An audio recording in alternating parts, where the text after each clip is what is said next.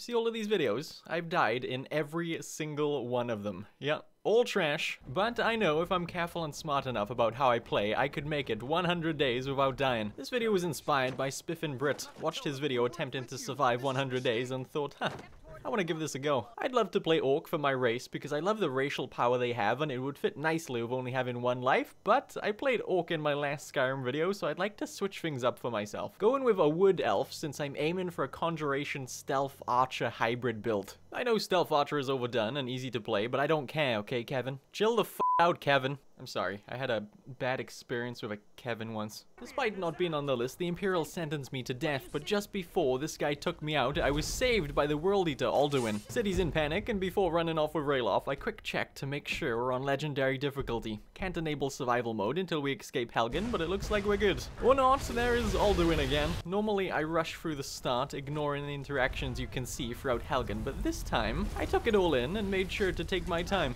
Not really sure why I did it, but I did.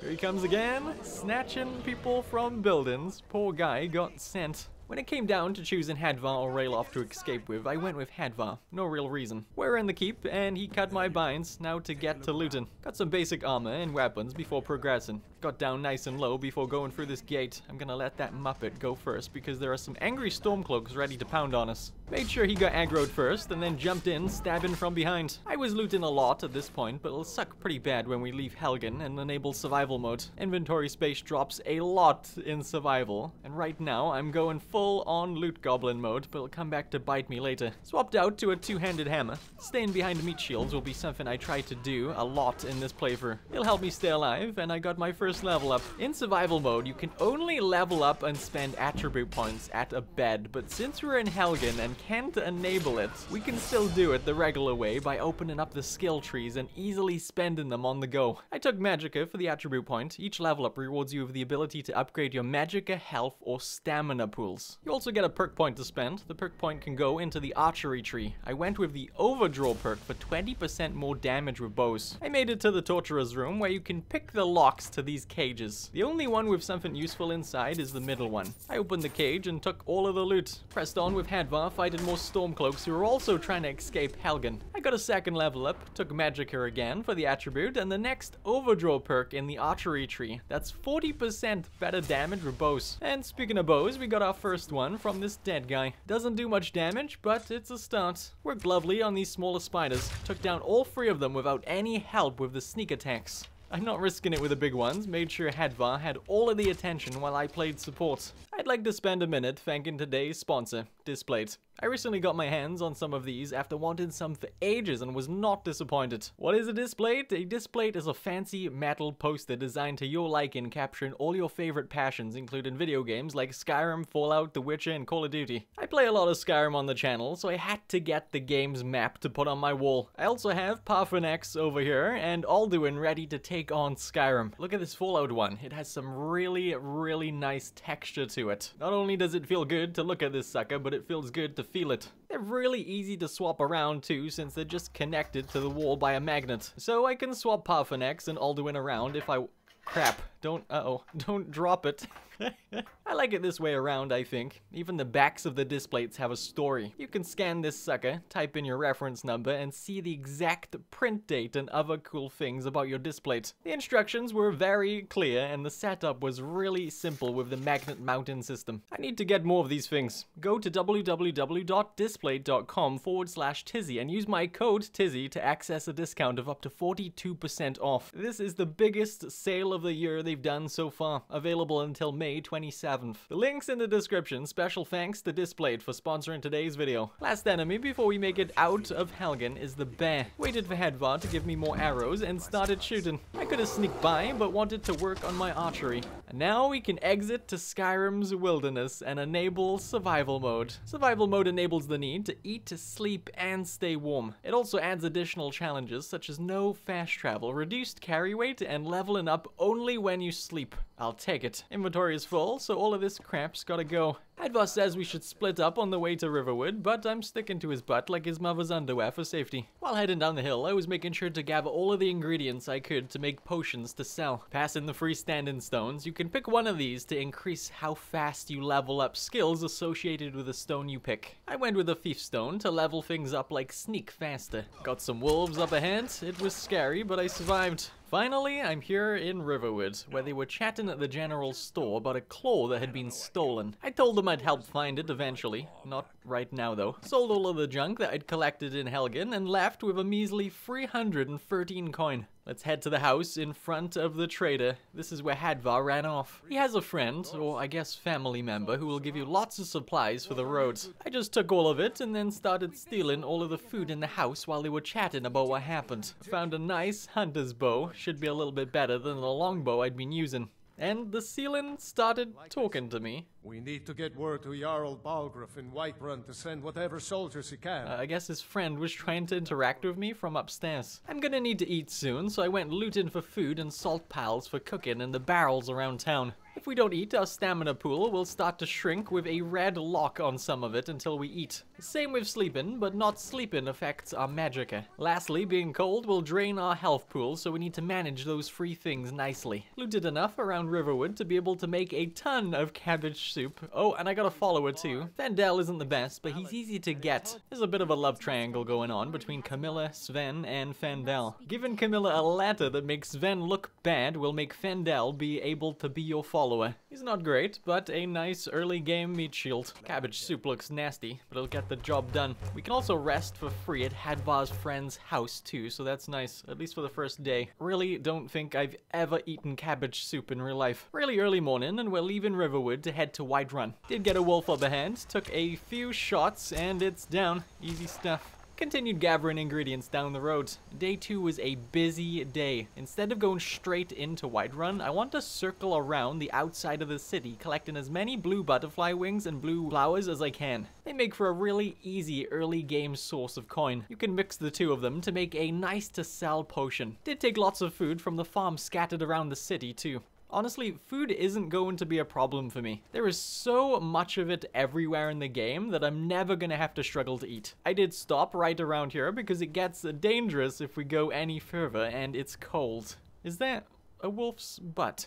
Backing up a little bit, I spotted the companions fighting a giant. Normally I would help, but if you think I'm getting close to that thing with just one life, you'd be dead wrong. I just stood around looking pretty. When they were done, Ayala talked to me about their group. Told them it seemed like a waste of time to me and carried on walking. Walked the other way past the Whiterun, still collecting as I went. Can't go too far this way yet either. I could, but just like before, it's dangerous on foot without a horse. I wanted to go into Whiterun, but got stopped at the gate by a guard saying the city's closed with the dragons about. But I told him I have news from Helgen's dragon attack and he let me in. As soon as we get past the gate, there are so many flowers to start picking. I always find this funny to think about. Random guy turns up in town, ruining everyone's flower patches. If there's any kids watching, don't go doing this in real life. Only in Skyrim, okay? Actually, it's probably more adults watching my videos. Same goes for you grown-ups.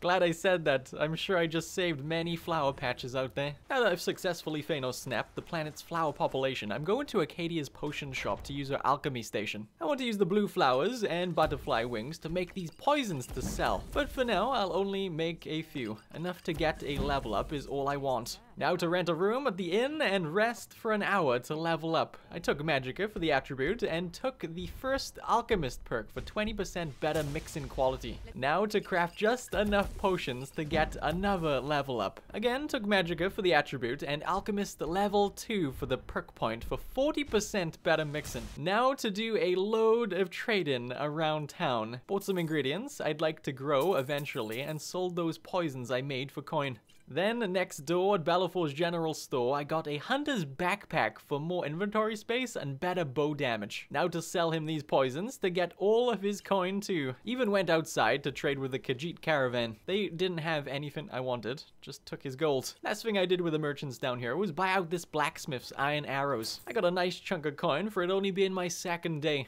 Better go talk to the Jarl about what happened at Helgen. Erilif stopped me, saying the Jarl isn't taking visitors, but changed her tone when I said I have news about the dragon attack. Told him last I seen the dragon, it was heading this way, and he thanked me for coming to him. Said his court wizard has another project for me concerning dragons and rumors of dragons. The wizard wants me to go get a dragon stone from Bleak Falls Burrow for him. He's also a trader who you can buy spell books from. I took Bound Sword and Conjure Flame Atronach. The Atronach will be a huge part in keeping me alive. It does a lot of damage and acts as a distraction for enemies. The Bound Sword is a risky one. Not sure how much I will be using it, but it's really good for doing damage and leveling Conjuration. It's just that we have to get close to enemies is what's gonna be rough. It's getting late and it's cold by Bleak Falls Burrow, so it's a bad idea going out there at night. Gonna go sleep the night away at the inn. Started my day eating some cabbage soup. Right, it's time to leave town and head back towards Riverwood to go to Bleak Falls. We're not going into Riverwood, going right past it up this hill.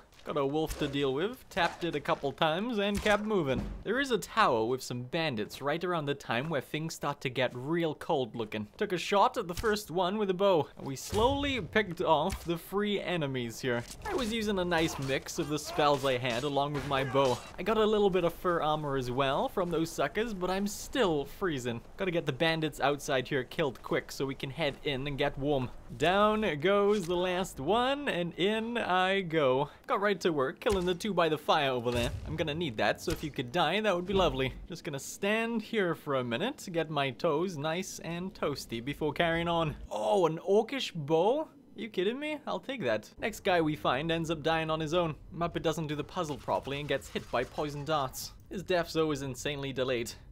Oh, there we go. He's dead. Combination is snake, snake, and whale. I think that's a whale. What is that? Been 13 years and I have no idea. Now we can pull the lever and not die like that other guy. I'm coming up on the room with the wounded spider. I took a shot and spawned in the Atronach to get the aggro. Now, just to play support until the poor thing is taken down. The spider had spun a web on this guy. He has the golden claw we need to return to the Riverwood Trader, but also we need that thing to progress the area. And getting him free of the webs, he tries to make a run for it with the claw, but I took no prisoners and stabbed him a couple of times. He would have ran off and died to the Draugr in the next room, but I got some XP for sneaking archery, killing him myself. Made sure to grab the claw from his body. Had my first run-in with Draugr too. These things can be pretty tough, but most of them in Bleak Falls are really low leveled, with me being a super low level as well. The scariest thing about this place was the traps. I died to these things on Legendary before, and I was really worried getting to them. Successfully made it past this one and continued on killing the Draugr. And there is the door we needed the claw to open. Just gotta turn each of these twice and stick in the claw to open it up. Here is the final room. We can get a word of power on the wall, but we can't use it until we kill a dragon and spend its soul unlocking it. What I came here for is this guy. He's carrying the dragon stone the wizard wanted. I think I maximized how much XP I could have gotten in here nicely with the bound sword, Atronach, and bow while sneaking around at the same time. I must have gotten a good 2 to 3 levels in Bleak Falls. He is getting triple teamed and no trouble to take down. There he goes, and now I can grab the dragon stone. It has the ancient dragon burial grounds locations marked on it. Pretty cool item. I made sure to loot all of the hidden chests in the room before leaving. Looks like it's still daytime, so that is nice. Went across the water to Riverwood and went straight to the trader to give him his claw back. I could steal it right back, but he can keep it for now. I got 400 coin and sold him some junk for the rest of his coin. Now to drop off this dragon stone. The trip to Whiterun is no bother. Didn't bump into anything along the way. Gave the wizard his rock, and this is where I call it quits on the main storyline. At least for now, because these jerks behind me are gonna want me to go help fight a dragon at the watchtower down the road, but at the current stage of the game, there is, like, no dragons. As soon as we go to that watchtower and do the next objective in the main storyline, there'll be random dragon encounters all around Skyrim, so I'm not doing it yet. I will, but later. Let's go see how many levels I got from Bleak Falls. Gotta be between 2 and 3, I reckon. I'm gonna drop all of the attributes into health, and yeah, nice, free level ups. For the perks, I want Novice Conjuration. Now I can cast Novice level Conjuration spells for half the magicka. I think my Bound Sword is a Novice spell, so that will work nicely with that. I needed that perk to move on and get the Apprentice Conjuration skill so that I can spawn in my Atronach for less magicka. Finally, I took the first stealth perk in the sneak tree for 20% better sneaking. Now to wait for the stores to open up in town. I'm a little bit too early. Shouldn't be too long. I need to get some straw.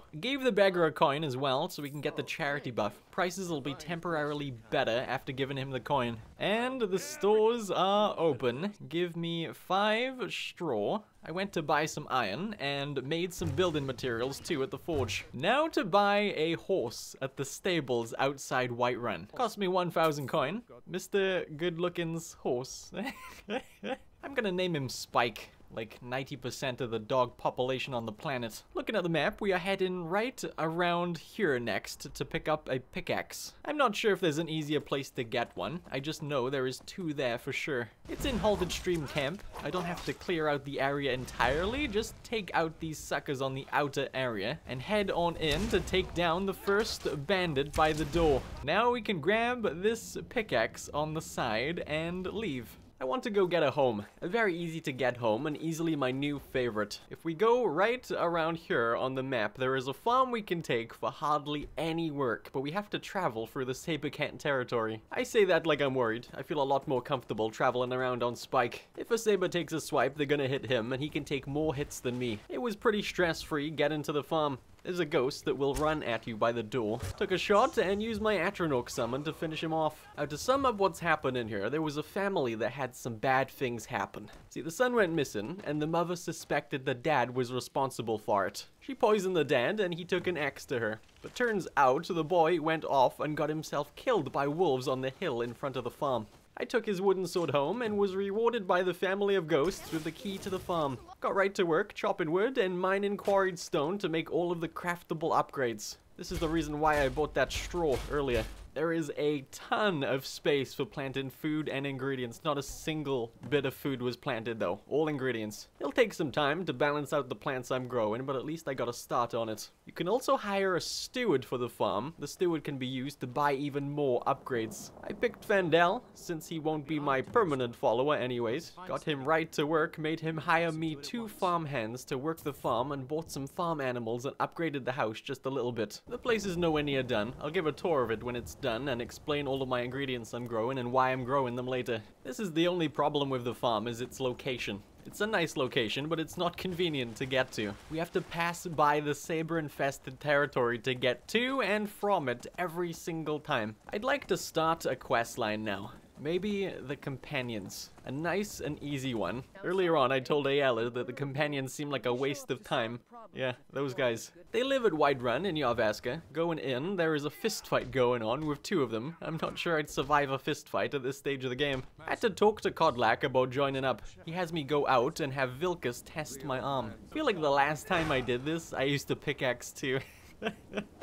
He was impressed by how I handled the pick and gave me his sword to have the blacksmith sharpen. After that, Jurland gave me Ayala's shield to return to her. His wife is in mourning and he can't deliver it. Here is your shield. Sorry about the disrespect earlier. I didn't mean it. Maybe. Farkas showed me where they sleep here. We can sleep in Yarvaska for free, so we don't have to rent rooms in Whiterun anymore. And now we have to get work from one of the companions' leaders. This guy will give me a job to rough someone up in town, and it ends in a brawl. A brawl I'm not sure I can win yet. So instead, I'm gonna go and find Vilkas, who is sitting behind the chair. Someone is being kidnapped and I am to go rescue them. Yeah, so while recording, my head went out the window and I went to rent a room at the Bannered Mare Inn. Yeah, it's not a big deal. If I rented a room every single day for the 100 days, we'd only have to spend 1,000 coin. That's not a lot, but still kinda stupid that I forgot so quick. Spend my level up attribute on health and the perk can go into Sneak's 2nd stealth level for 25% better sneaking. Started my day for the 4th day in a row eating cabbage soup. Breakfast of champions. I feel so bad for my character. Waited for Acadia and Bellathor to open up too, but when they did, they hadn't restocked their gold. Which sucks because I was gonna hire a temporary follower. The companions won't follow me around yet, I checked. At this point, I'd started to run low on gold. So I'm gonna ask the carriage driver outside Whiterun to take me to Riften for a few reasons. One is to get more gold, trade in with the merchants, and two, I've not found any scaly foliota for sale at Acadia's store yet. So I'm just gonna go and collect some in the wild. I'll need those for money-making potions eventually. Guard at the Riften gate was telling me I had to pay the visitor's tax. Called him out on the shakedown and he opened up the gate to let me in. Went straight to the Bee and Barn to rest since nobody is awake at this time of night. Paid 10 gold and went upstairs to sleep. Leveled up and took health for the attribute. Just trying to buff up my health pool a little. For the perk point, I'm gonna go with Agile Defender in the light armor tree for 20% better defense. I'm trying to show all of the attribute points I spend and perk points I take. I know I've been pretty bad about doing that in the past. Make a note so I know when I'm leveling up to make sure I add it into the video. Sold a bunch of poisons to everyone around town and then hired this mage since I'm here. He's gonna help with a kidnap rescue. Cost me 500 coin. He's not a bad follower. I'll take it. I'm gonna hit the road. Well, the bush. Like I said, I'm here to get some scaly foliota. It's a mushroom that grows on the trees. Dead trees, I think. Thing is, it's really dangerous in this area right now, so I couldn't get much before chickening out and running off. I caught one mushroom. That's enough to get started growing them. Next, I'm going to Windhelm to hit those traders in that town too. Stopped to get some creep cluster on the way. Got a few on the path and got back on Spike to carry on. It's cold here. I should be fine. The alchemist here had scaly foliota for sale. Perfect.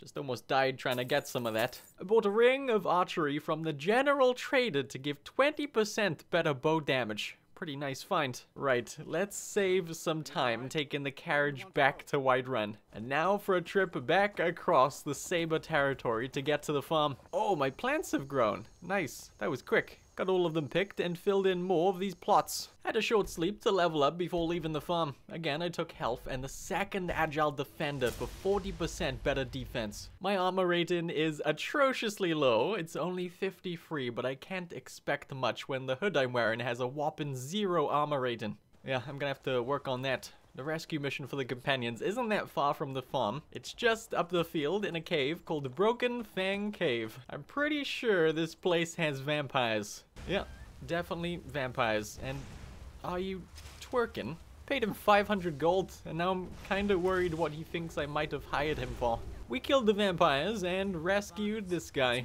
Now we have to just take him home to Whiterun. Skewer wants to chat, says that they've located a fragment of Ufrad and I'm to go get it with Farkas. This will be treated as my trial. Sadly, he'll replace my follower. It was fun while it lasted, but get lost. The fragment isn't that far away. It's between Whiterun and the farm, so it's no big deal to get to. Here it is. Make sure to avoid that saber tooth over there. This is where Farkas reveals to me that he's a werewolf. I got trapped and he gets surrounded by Silverhand, who are werewolf hunters. He folds them up in just a few seconds and releases me. We have a brief chat about it before deciding we should move on. There are a lot of Draugr and Silverhand in this place. Luckily, they are fighting each other too, so that made things a little easier with all of the distractions for everyone. This is the big room where we get surrounded by a ton of Draugr, but we should be fine. Here's a word of power on the wall, and there is the fragment of Ufrad the companions sent me after. Now, I'm just gonna jump up on this corner and play support the entire time. Yep, I'm gonna just summon my Atronach and keep firing arrows from here, while Farkas does most of the work. I say most, but I'm kinda glad that it ended when it did, because I used a lot of arrows and I have none left. Looted this chest, and I'm leaving. I knew that Saber Cat was out here, so I quick tried to get on Spike, but stupid game kept freezing up when I interacted with him. It was terrifying. I thought that cat would take a swipe when I couldn't do anything about it, but it didn't. Got on Spike in the end, and started moving. I got so much XP from that. After sleeping, I had 3 points to dump into health. The perks were spread between Sneak Stealth skill for better sneaking, Archery's Overdraw for 60% more bow damage, and I went up the tree slightly to get Critical Shot for 10% chance of a critical hit that does extra damage. I went to give the fragment to them, and they circled me, officially recognizing me as a member of the companions. I need to get another job from one of them. Picked Vilkas again for a second rescue mission. Who was kidnapped this time? Vendel? They kidnapped my steward? I'm gonna need some help going into the Drunken Huntsman in Whiterun to hire Janessa. She's a pretty good temporary hire for us. Also need to buy some arrows. Spoiled myself with some steel ones. Looks like he is way over here at a bandit's mine. We better get moving. Need him to get me those last few house upgrades soon. Turned up and he is fighting the bandits. Spawned my Atronach and Janessa ran in. Just gonna play support until everyone is dead. Down goes the chief, and what are you doing here? You should be working.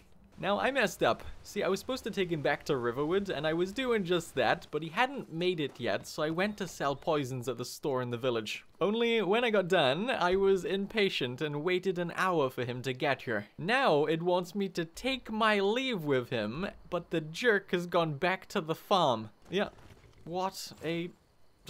made it. Man, you suck. The farm also makes a profit I can collect from the steward every so often, so that's nice. Got every upgrade purchased on day 8 too, and the farm is done. Let's have a tour for anyone that's never used or seen the farm before. The outside of the house is nice and decorated with a smithing area to the side and some extra planters by the door. Then, as we go in, we enter the kitchen for cooking, and we have a room for adopting to the side. That's if you can manage to adopt her. Having a family in this home is a little broken. Then, down the stairs, we have our drawer for farmhands to drop off extra ingredients at. As someone who loves alchemy in this game, I am obsessed with this feature. Then the alchemy/enchanting room just to the side of that. Lastly, in the house is the master bedroom on the top floor. Outside there is an area for farm animals. Got a cow and 3 chickens with some nests for us to collect the eggs from. Oh, there's some goats too. Can milk these weirdos if we want. The mill is working again, and honestly, not figured out how this works or even tried to figure it out. Maybe you just put wheat in its inventory to get flour, or it's like a crafting station. Not sure. I have a stable for Spike. Might surprise you to know that that's not Spike. This is Spike. I got the steward to buy me a horse for the farm, and we got one with the same skin as Spike. Well, I guess Spike is a darker brown. You can have as many horses as you want from around Skyrim. It just works where whichever the last one ridden is the one that travels around with you after you pop out of a carriage or fast travel. I'll just leave the new one here and keep using Spike. Just have to make sure I don't mix them up. And you know what? I'm not gonna name that one. Leave a comment with a name suggestion for the second horse and I'll pick one if I survive long enough to make a part 2. Bonus points if it's a really common dog name like Spike. We do have a separate house on the land for the farmhands and steward to live in. It has everything they need and they work the farm more efficiently with their own home. There is a well and some beehives too. The farming areas are messy and need balanced, but now for my favorite part. Showing off my recipes with all of the ingredients we're farming here. I don't care if nobody cares. Okay, I'm doing it. I can make healing potions using blue mountain flowers and wheat. Super easy recipe. Then for magicka, I use red flowers and Mara Tapanella. I also have a single snowberry plant growing for enchanting potions. I'm not sure what else I can grow to make those potions. I think a lot of those ingredients for enchanting are not growable, but I might be missing one. I don't know. The other ingredients I know of are pretty commonly just saved up in the pile of stuff I've collected anyways, and I've never really had issues making those potions. I have a single blisterwort and glowing mushroom plant on the property for smithing potions. Won't make any yet because there's no need, but eventually I will. Then canis root and juniper berries to make marksman potions to temporarily increase my bow damage on the go. My poison of choice is a paralysis lingering damage combo. Canis root mixed with imp stool and Mara Tapanella. I can dip my arrows into these suckers to knock down an enemy for 7 seconds and cause 7 points of damage for 10 seconds. They'll get better as we level up the alchemy skill, but that one will be hugely useful. This last one is another poison, but I'm only making it to sell. It goes Creep Cluster, Mara Tapanella, and Scaly Foliota. They make a fortify carry weight potion that sells for a nice chunk of coin, and all of the ingredients are easily farmable. That's it. Class dismissed, but also give me ideas if I'm doing anything that could be done better. Got the farm done, now let's go turn in this quest for the companions. I told them I rescued Fandel and that he's home safe. Vilkas was happy about it and said that Skrull wanted to talk to me. He's sleeping, so I wasn't sure if we could do this tonight. It's pretty late and we might have passed the time he's gonna want to meet. He says my time has come and to meet him at the Underforge tonight. And yeah, he's going back to bed. Guess we aren't oh, never mind, he's getting back up. It might be happening. Yeah, there is Ayala, and Skjor is just behind her. The Underforge is this cave just to the side of Yarvaska in Whiterun, and going in you find Ayala has turned into a werewolf. Skjor cuts Ayala, filling the bowl with the leakage, leaving me to take a sip. I pass out and wake up a werewolf. I'm just gonna stand around behind Yarvaska until I blank out again. Didn't take too long. Woke up in the middle of nowhere with Ayala telling me they prepared a celebration for me. We are near a Silver Hand hangout and we are gonna go kill every single one of them. She says Skjor has gone ahead without us. There was just 3 of them hanging out outside. We took them down easily and headed on in. And my follower got replaced by Ayala too, so Janessa has probably gone back to Whiterun. I was taking no chances in this place, hiding behind my Atronach the entire time. I still don't feel very sneaky. Some of the fights were pretty long since I was relying on the Atronach and Ayala. There was lots of archers in here, so that meant lots of ranged fights that went on for a very long time. Have to be patient with one life, so I sat and waited until they were all dead. Oh, a dwarven enchanted bow? Makes undead up to level 7 flee for 30 seconds, but the damage is nice. 31 damage without it being upgraded with smithing. The poisons I made came in real handy for the big fight at the end with a leader called Skinner. She didn't stand a chance with these paralysis poisoned arrows. Every time she tried to get back up, I stuck another one on her to keep her down until she was dead. The jerks had killed Skjor, so she deserved it. Yep, idiot got himself killed. Ayala said we're gonna avenge Skjor. But I actually messed up. I should have talked to her while I was here with her to get the next objective, but I didn't. I just left. I'm in the middle of nowhere with no horse, and this was easily the scariest part of the playthrough so far. We are in a pretty dangerous area where I'm pretty sure bears hang out. I'm gonna try to sneak over to Windhelm. This is terrifying, but I made it. Longest 3 minutes of my life, but I made it. While I'm here, I might as well unload some of my junk on these traders. Really need to work on my speech skill. Had a rest, taken 2 health attributes. That puts us up past 200 health, and I'll save the perk points for a minute because I don't know what I want yet. So I mentioned speech. There's a skill I'd like in the speech tree that lets me trade any item to any trader. So for example, my poisons can't be sold to blacksmiths because they want armor and weapons. With that perk, we can lift those trading restrictions and trade any item to any trader. But we need speech to be at level 50 to take the perk, and I just found out there's a speech trainer in the Grey Quarter here in Windhelm. However, his shop is closed. It should be open by now.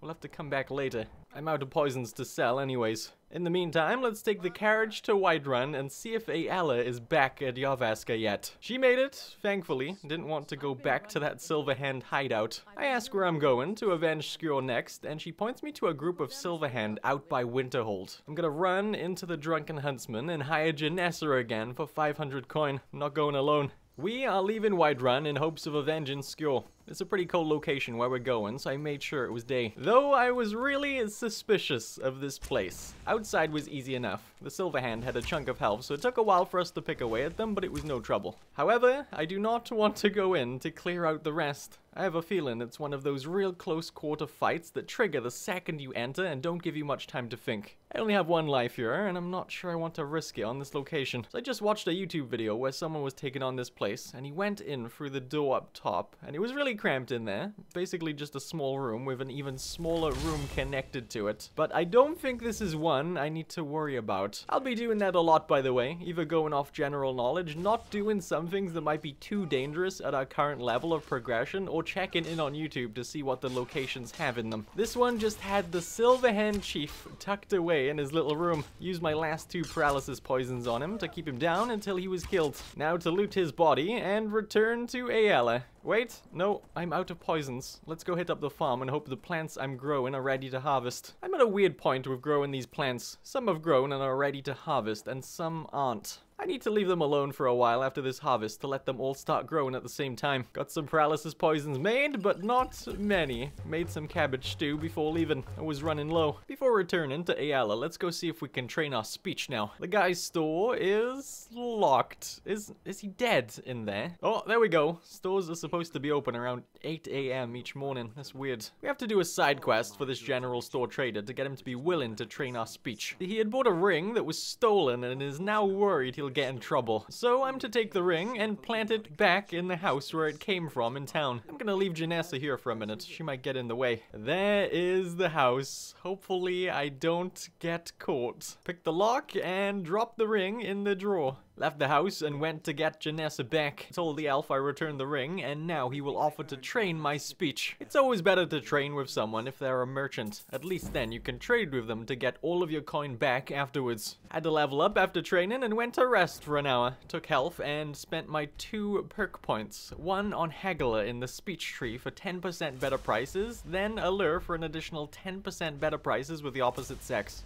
I'd need those 2 for the perk I'm aiming for in the tree that lets me trade any item with any trader. Unfortunately, the jerk has locked his doors again. Yeah, can't train with him a second time today. Let's go tell Ayala I'd killed the Silverhand leader and see what's next. I asked what the next target was, and she said the Silverhand had gotten their hands on another piece of Ufrad, and I'm to go get it. Looks like they are at Trevor's Watch. I guess we can try to go back to Windhelm to train speech again and hit Trevor's Watch after that. Some people might have a problem with me using carriages to get around, but I'm not banning them for the playthrough. It's anything goes, and I'm just playing how I want. Only rule is that we have 1 life. We still have to travel to the carriages, and they're only at big cities. It's been fun traveling to them, or deciding if it's worth taking one over just using Spike to save time. Gotta say, I am loving survival mode so far, but it's locked. He's dead for sure this time. Or it's too early and he's just not awake yet. You stop locking me out. I'm trying to give you money. And then take it right back.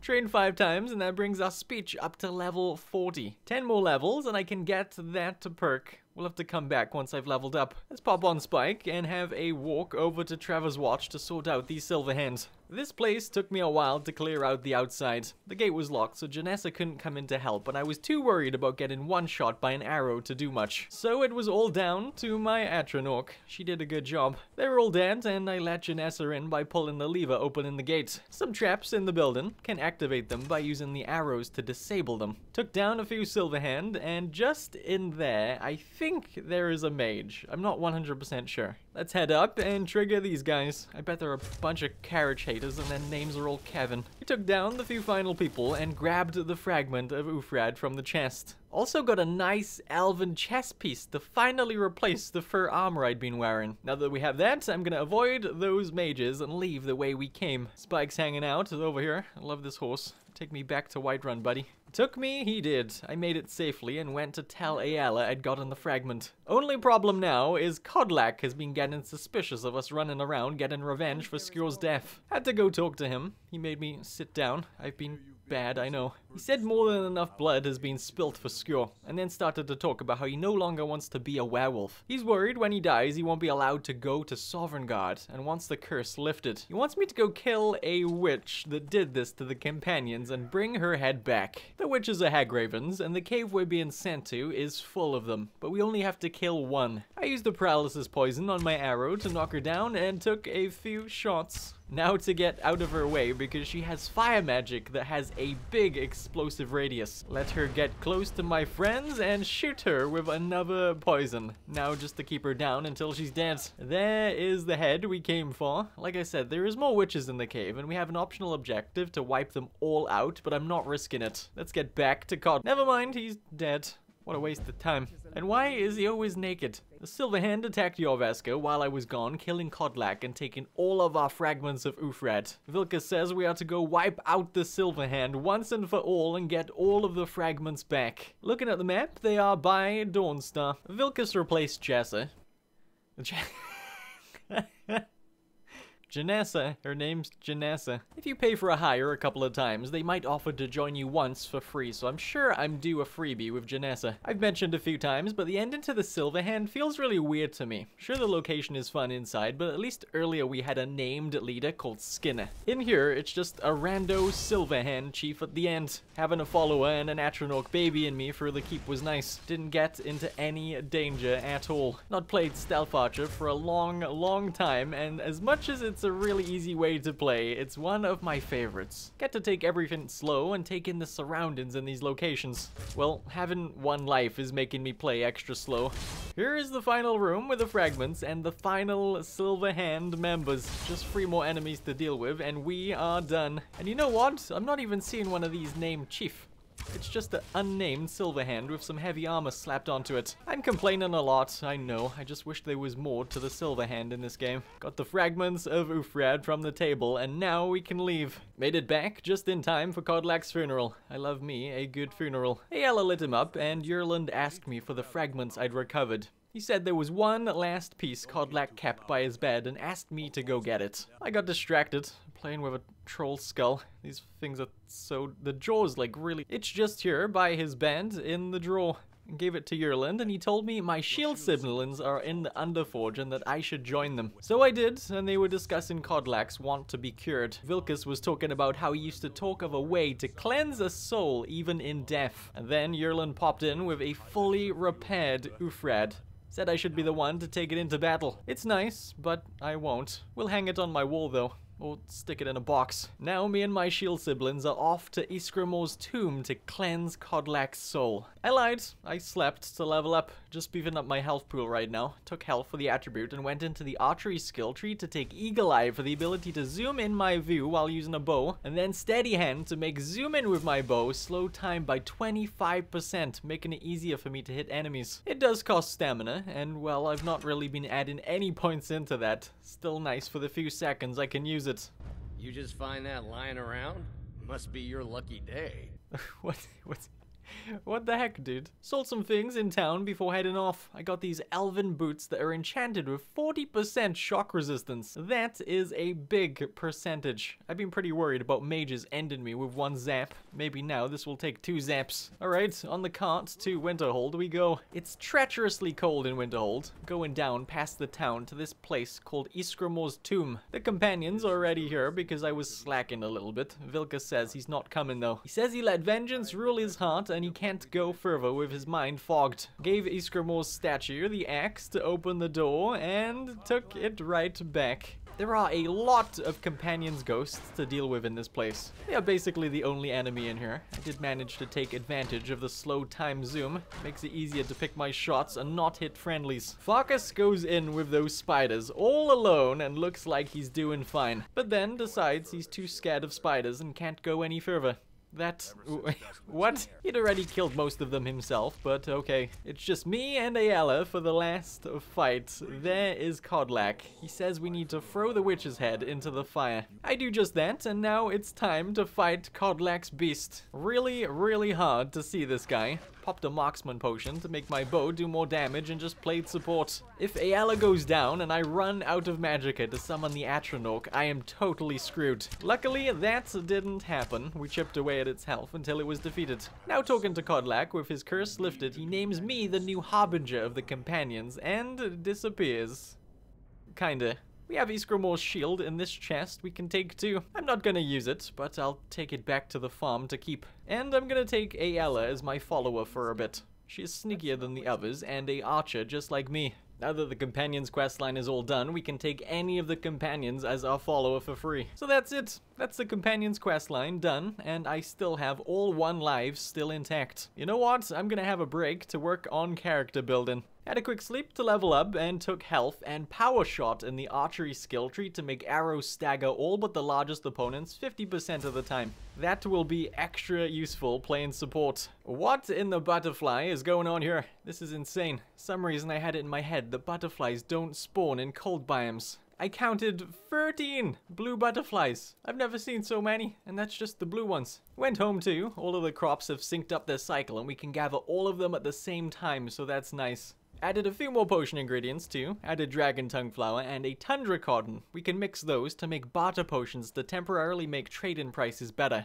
Then some lavender and tundra cotton. This will make a magic resist potion. Not sure how often I'll remember to use those, but maybe someday it'll save my life having them. And that's every single planter at the farm filled in too. So that's the farm up and going how I want it to be. Big step on day 18, I got my speech to level 50. I did a set of training sessions, then went to rent a room for an hour to level up. Took health for the attribute and saved the perk point. Then went to do 4 more training sessions, and that's it. Speech level 50, and we can take the merchant skill to sell any item to any trader. Now, for example, we can buy all of this iron from the blacksmith and sell him my poisons to get all of that coin back. This will make leveling the crafting skills so much easier. Passing by Stone Hills again, and seriously, is it always like this here? There are so many, there's like 20 to 30 butterflies here. Anyways, I'd like to get a second home. I'd actually like to get all of the Half-Fire DLC homes, but I'm starting with the Morphall plot of land first. So I want the Half-Fire homes to really maximize the amount of ingredients we can harvest. We obviously already have the farm, but all of the Half-Fire homes can have a greenhouse that can also be used for growing plants. To get the Morphall plot of land, we need to do the Laid to Rest quest here in town.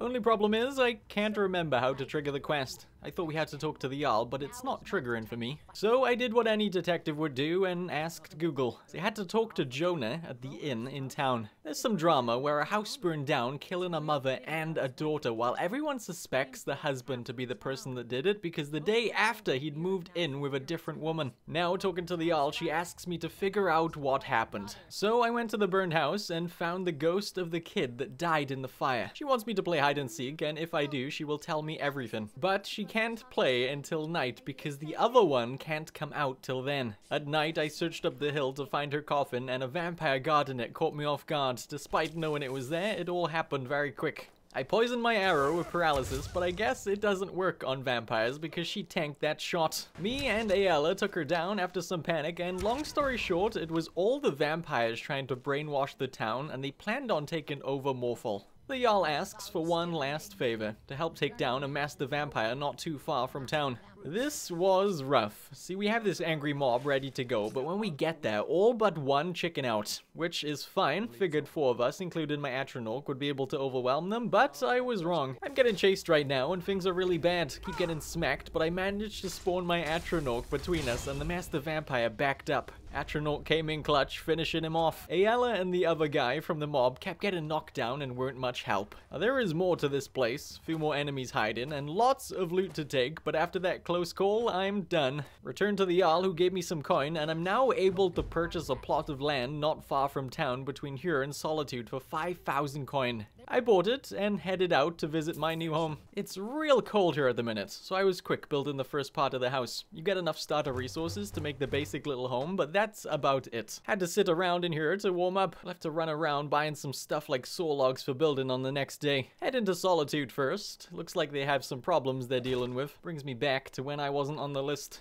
I'm just here for the iron and corundum. He had some iron for sale, but not the corundum ingots for making locks. Let's jump on the carriage and go to Falkreath. There's a blacksmith there, and not far from town there is a lumber mill to buy logs. When I made it, I slept at the inn and took health for the attribute point I had. I love this place. The mountains and the trees around it make it a really cozy feeling town for me. Stopped by to talk to the Crooked Jarl. There is a group of bandits in the hold that he'd had a few dealings with. Said the cut they were giving him was good at first, but now it's time to clear up loose ends and kill them. I wanted to talk to him to get that quest because after doing it, you can buy the second plot of land from the Half-Fire DLC from him, so why not pick it up while I'm here to save time? Bought some ores from the blacksmith and some random house building bits from the general store before leaving Falkreath to go to the lumber mill down the road. It's owned by a vampire named Hurt. First one I've met that's not tried to kill me. Bought a lot of lumber from her. It's 200 coin for 20 logs, and the logs can be used at all of the Half-Fire plots without having to move anything around. Now we might as well hit the bandit camp for the Crooked Jarl. It's a fairly easy camp on a hill. Pushed my way up, avoiding the archers, and got some nice shots off on them when I was close. Took a few of the others in the camp by surprise, like this other one on the second tower. When in the cave, we had to take down a tough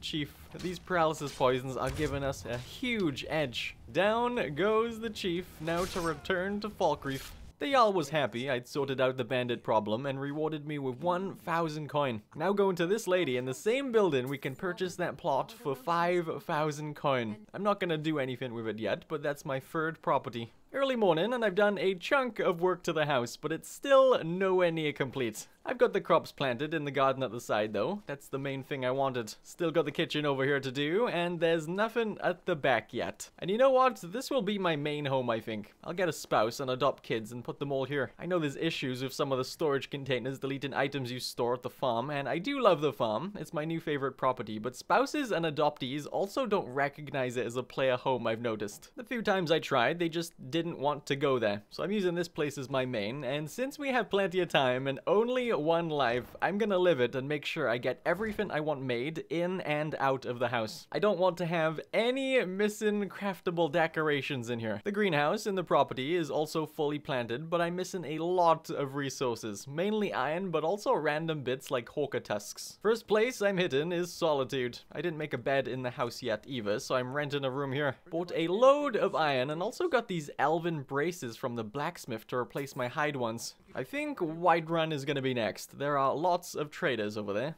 Slept in Jorvaska, taking health for the attribute and saving the perk point. Bought lots of junk we might need from Balithor and a load of ingots from the blacksmiths. I spent a lot of coin today. Got this necklace of minor sneaking for 15% better sneak. They're actually boots. I don't know why my notes say necklace. Oh, never mind, there's a necklace too. That's staying in the video. Also purchased this enchanted pair of gauntlets that give me 25% more bow damage. I know I just bought those other elven gauntlets, but it's fine. I couldn't pass it up. That takes my bow damage up to 38. After all of that running around, I went home and got right to work crafting lots of house decorations using those resources I'd been buying. I doubt it's gonna be enough to finish it all, but I should be able to make some progress here. I was right, not completely done, but I've done a lot of work on it. Picked a kitchen on this side, and at the back there is a trophy room. Plants have been growing, and I've harvested them already, so that's cool. But yeah, inside we're definitely missing some of the more awkward to make decorations, and even useful stations like the enchanter. I do have some beds for kids and a spouse, so I think I want to start filling the house with living things now. First up, let's go marry a unlucky lady. We have to go all the way to Riften to get a amulet of Mara and have our wedding. Now that we're here, we can go over to the Temple of Mara to wake up this priest and buy an amulet of Mara for 200 coin. It's a necklace that makes restoration spells be casted for 10% less magicka, but the reason I'm wanting it is because if you wear it and approach someone, you can find out if they're interested in you, and you can tell them you are also interested in them, and you can arrange your way. Whew. Holy crap, I ran out of breath there. I just almost died trying to explain that to you guys. So who is the unlucky lady? You. You're the unlucky lady. I didn't plan on having Ayala be a permanent follower, so while she's here with me in Riften, she will do. Now we have to wait till nighttime for the wedding. I'm gonna hire this mage at the Being Bard Inn for 500 coin to replace her. Again, he's temporary. I'm also running out of this green stuff. We have time to kill before the wedding, so let's go steal food from the barrels around Riften. I got a lot of salt piles, but 0 cabbages in Riften. Sad day. Guess we gotta make some cooked beef instead. 24 days eating only cabbage soup. Sounds like a Mr. Beast video. It's wedding time, hopefully. Standing here alone, waiting. Wedding starts at 12 a.m. Kinda late. Not sure I'd get married at that time, but here I am. And there she is. We said our vows and got married. Something has shifted in the moons, brother. What? Don't don't ever call me that again, please and thank you. I told her we should live at the Hellfire home I made, and she's off. Now for the children. First one is Sophia. She's a girl in Windhelm selling flowers out of a basket, hoping to make enough gold to buy food. She's on her own because her mum died, and when she was little, her dad was a soldier that didn't return from the field one day. Said I could adopt her and send her to the Hellfire home with Ayala. I have 2 spare beds in the house, so let's go get another one. Lucia's parents died, and her aunt and uncle took over their farm. They also threw her out onto the streets while taking over the property. I offered to adopt her and sent her off with Ayala and Sophia. I was making sure to buy crafting resources as I went around the towns. I did go off earlier to Halted Stream Camp to get a pickaxe, but I'm heading back now that I'm more able. See, I want to clear out the last 2 bandits to get the Transmute Mineral or Spell book. And there is the chief. I'm gonna take a pop at him and quick go after that lantern above his head to set him on fire. Now to just keep on Now to just keep on paralyzing him. I'm missing like every shot, but he's just about dead. This is what I came for. This spell is pretty interesting. You can use it to turn iron ore into silver ore, and then silver ore into gold ore. We need a gold ingot to make the enchanting table, but it's also good for making gold rings to grind the smithing skill. I also found Meridia's beacon. A new hand touches the... Speaking of turning iron ore into gold ore, there is a ton of iron ore in the walls in this cave to take. I spent a few minutes gathering all of it before leaving. I'm back at the new home to check on things. Looks like Ayala made it safely. She's mining clay for God knows what. She opened a shop though that I can collect some profits from when I come home. She's also an archery trainer that lives with me, so that's nice.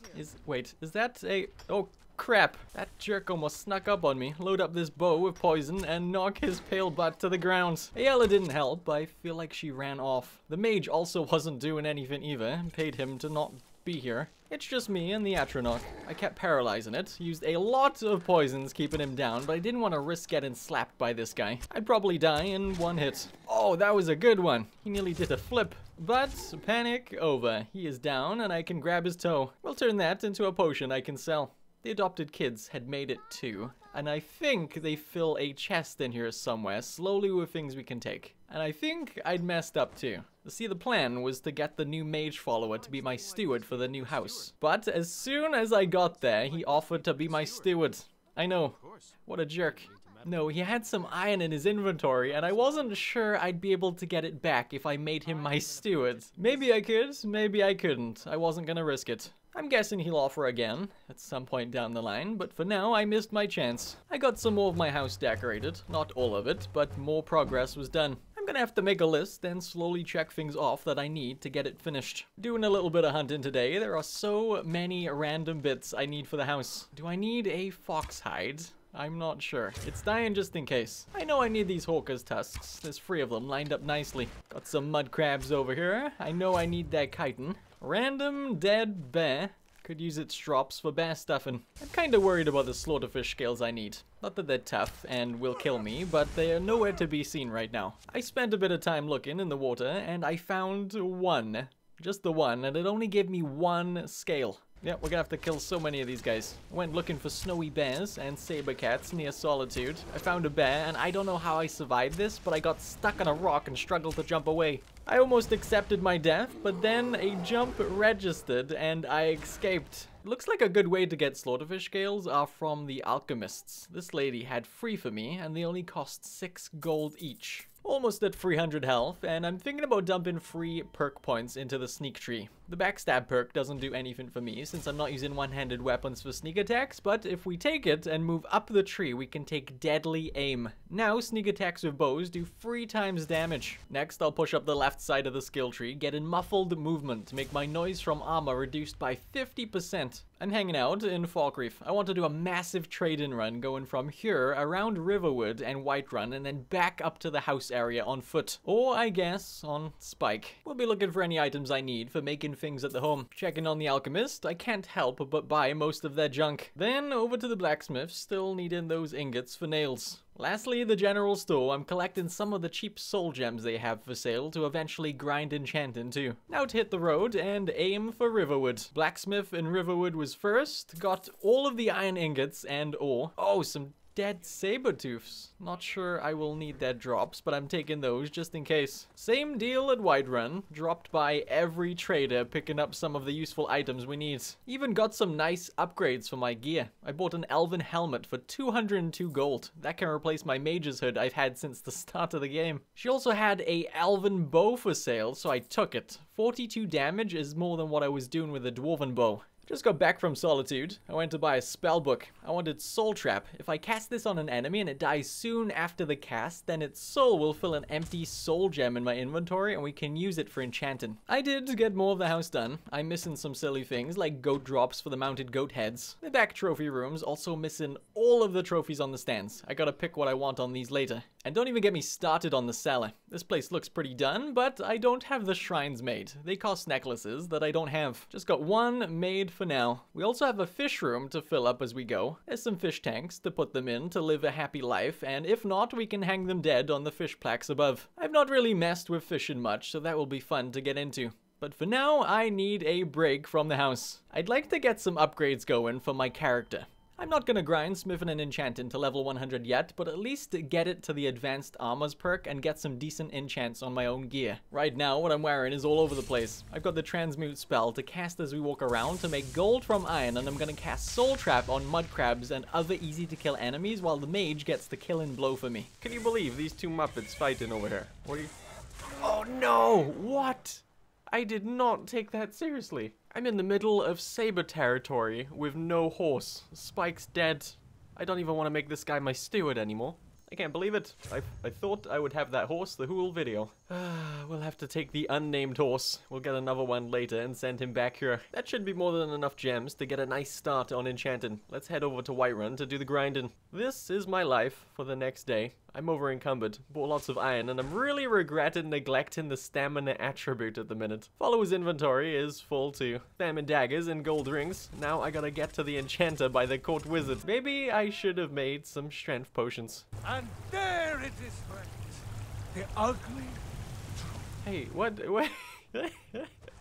That's rude. Looks like fear creates the most expensive daggers out of all of the enchantments I have for them. Oh, I guess we should put our perk point into enchanting's first enchanter skill for 20% better enchants while we're at it so we can make them more expensive. I got 3 levels from that. All of them are being pumped into health, and I'm spending the perks on steel smithing and elven smithing. Now we can create those kinds of armors at a forge and we can improve them twice as much. Then over to the enchanter's tree to take the second enchanter for 40% better enchanting. Heading back to the new home because a big reason me and my followers so overweight at the minute is because I'm trying to move stuff like food and ingredients I was storing from the farm over to the new home. So this guy has a lot of that junk and not much room for crafting items. I will... what do you want? She wants a gift.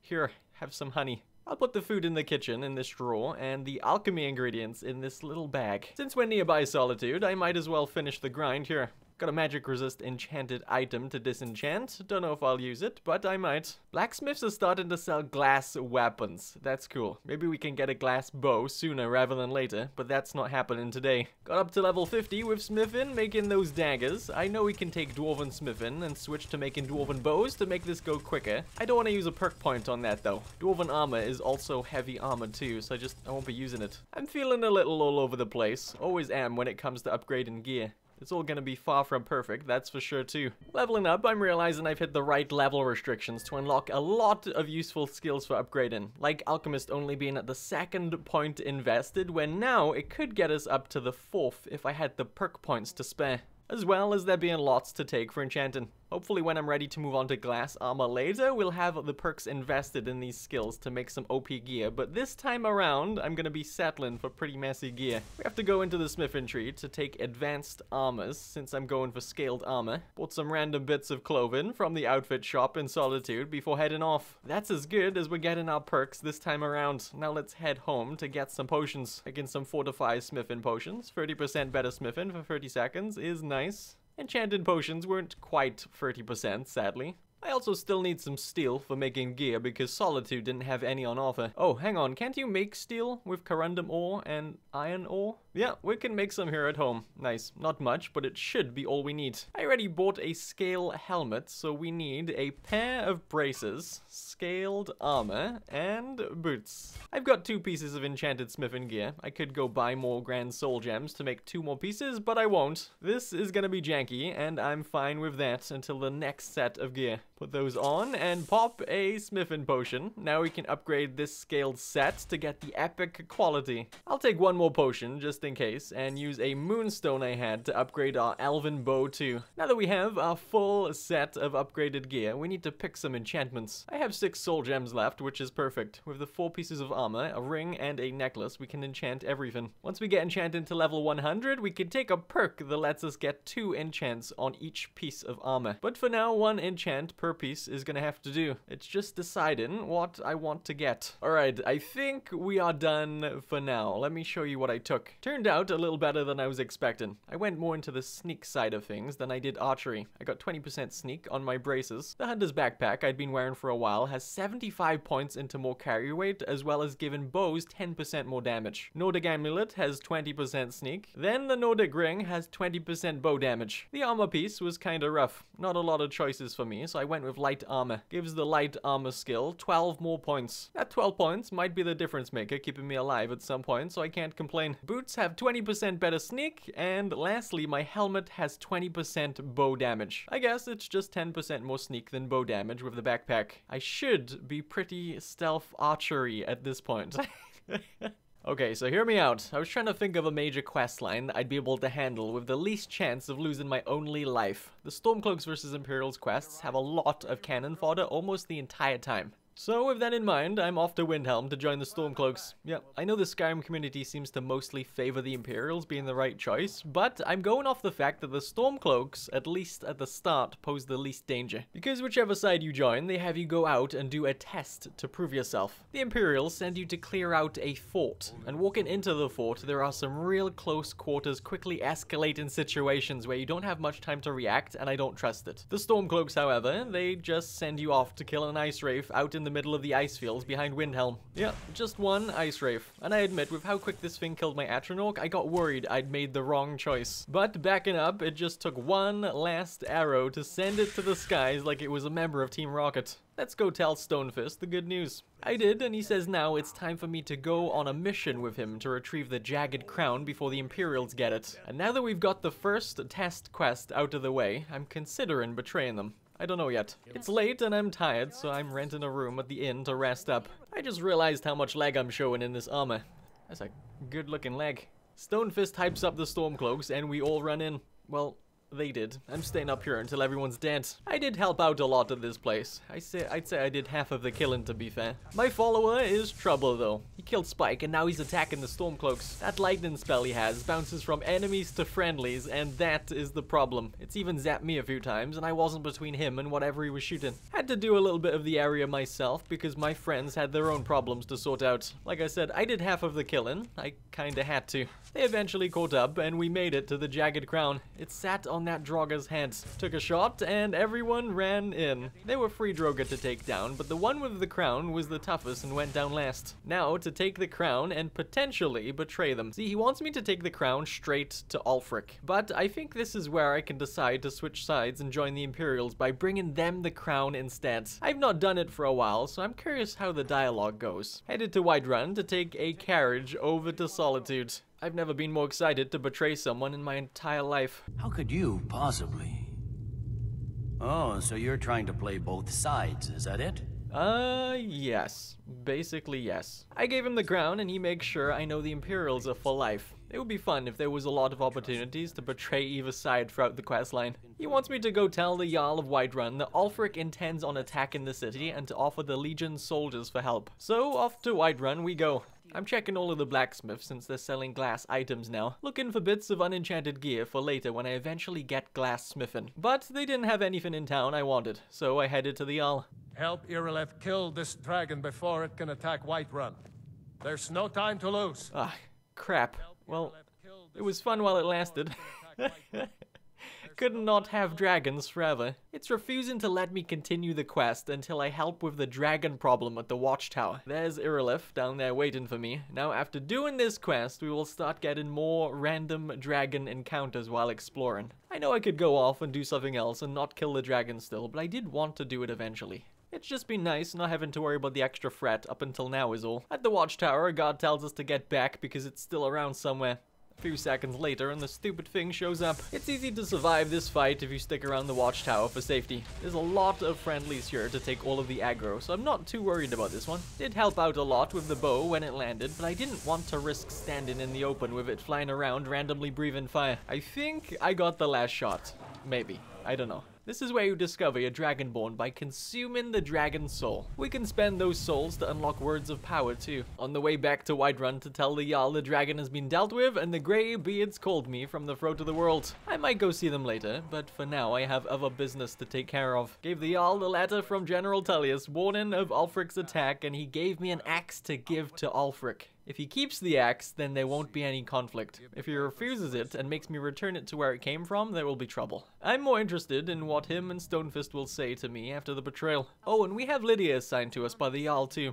I'm gonna send the mage off on his way since he killed Spike, and I'll take her instead. She's probably temporary too. I'm gonna need to sleep at the inn in Windhelm. It's late and my Magicka pool isn't happy with me being tired. So I rented a room and put my head down. Now that it's morning, let's head over to the Palace of the Kings in town to talk to Stonefist, who seems to have forgotten I'd supposed to have brought back the Dragged Crown to Ulfric. I was expecting some angry comments about it, but he's clueless. Same with Ulfric. I just got the same dialogue options I'd have gotten if I'd sided with the Imperials from the start. Anyway, he refused the axe and said to take it back where it came from. So I did. Gotta go warn the Jarl of Whiterun. The Legion had sent troops to aid in case of an attack already, and there do be an attack.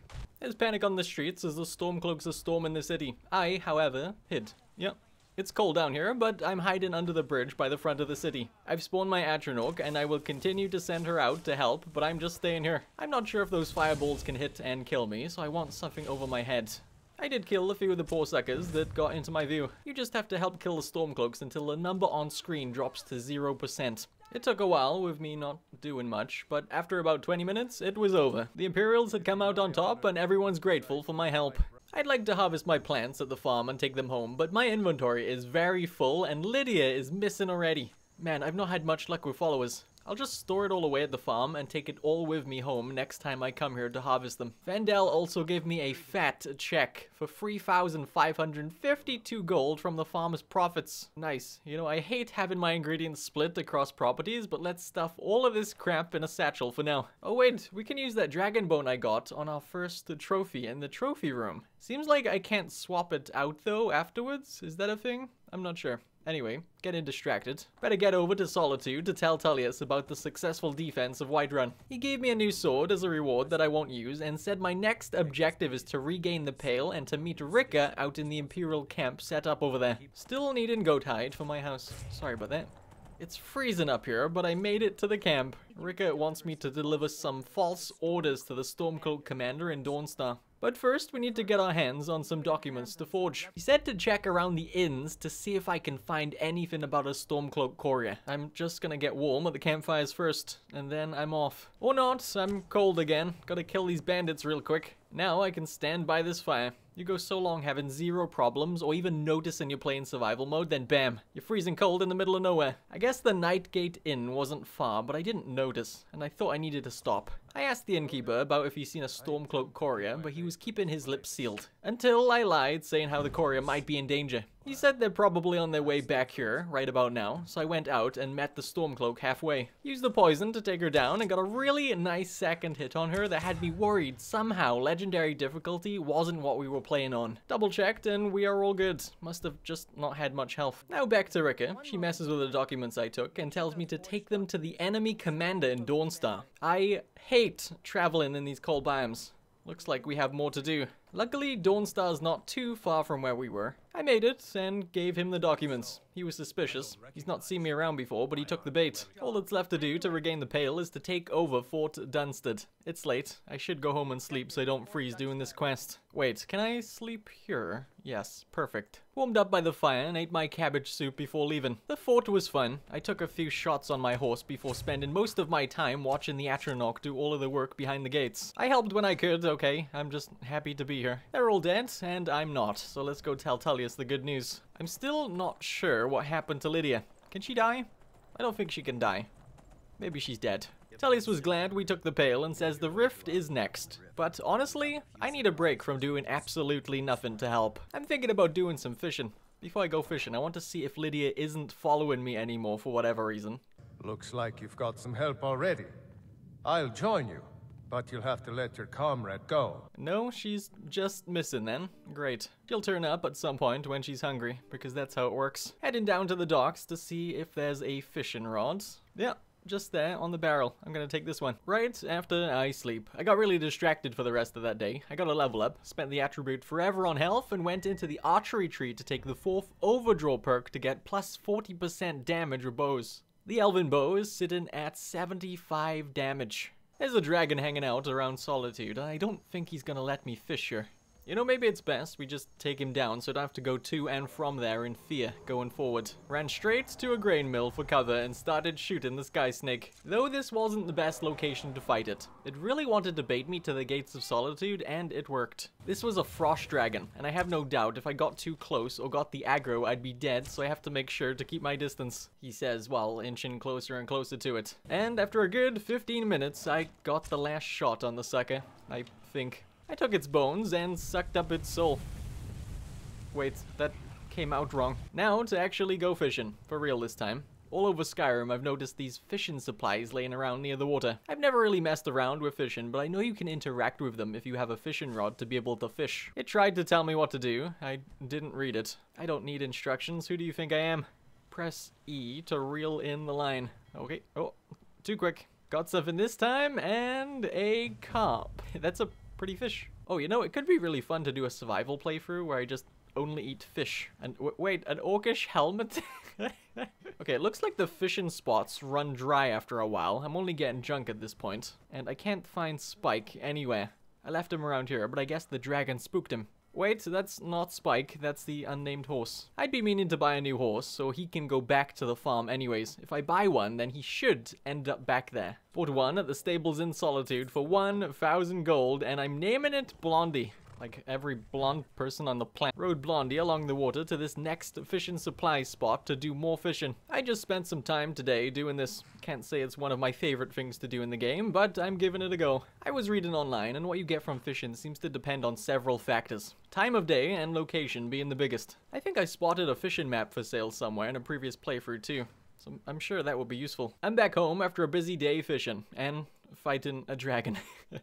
It's supposed to have been a peaceful day, but oh well. It's pretty dark down there. I didn't have enough horns to make the lights over there yet. But I've sorted all of the fish I caught into this sack, and yeah, I got a lot of river batties and not much else. Also got free buckets, empty wine bottles, and some other junk, but let's start getting these things on display. It looks like we have some smaller tanks on this end that can't host the larger fish. Can't really see down here, but I've got free carp in that one. Just gonna fill each one with 3 of the same kinds of fish. Pogfish can go in here. Those things look really, really creepy. Then 2 brook bass in this one. Then a poor, lonely salmon. Now to move on to the little ones. These little ones seem to all look the same, like same kinds of fish, but just different color. Looking a lot more alive in this area now. Still lots to do to fill up the room. That's probably enough housework and sitting around. We have a water win. Ate some cabbage soup, and now to go take the rift from the Stormcloaks. I think we'll take a carriage from Solitude to Windhelm, and then ride Blondie from Windhelm to the Imperial camp set up down there. I get comments from time to time, people asking if this is in real life days or in-game days. Or even some people calling the channel BS, assuming it's IRL days. No, it's not in real life days. It's all in-game days for every game I play. Some game days will be longer than others. The day length also varies widely on what you do in games like Skyrim and Fallout. Fallout, for example, when you play survival mode, you can only save your progress at a bed, so naturally you would be hitting a bed every 2 seconds. And you have to skip an hour every time you save. If you're not finding beds for a long time, then the day will be much longer. Skyrim also has carriages and or fast travel depending on what game mode you play. I keep track of the days from the in-game stat menu, or just by watching the sky and making notes when days pass. Alright, Blondie, let's get over to this camp.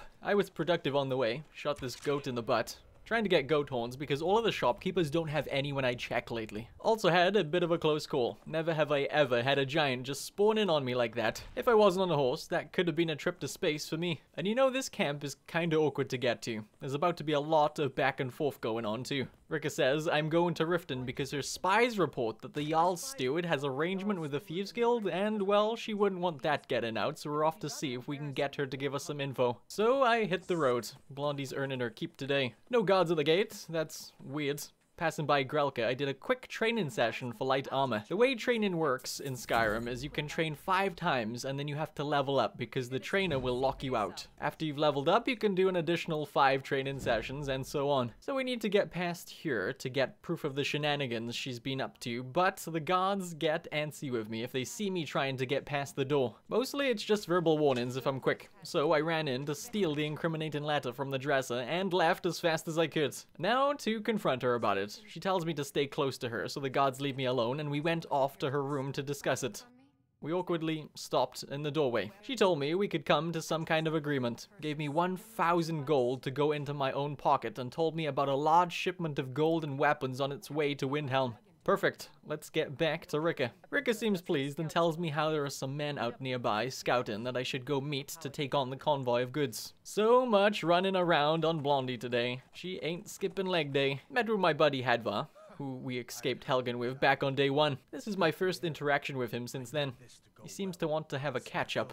But I've got Stormcloaks to kill. Turns out the convoy had broken down, making it easy to attack. Picked the lock on the chest to see if there was anything useful I could take for myself before the Stormcloaks get a hold of it. Imperials.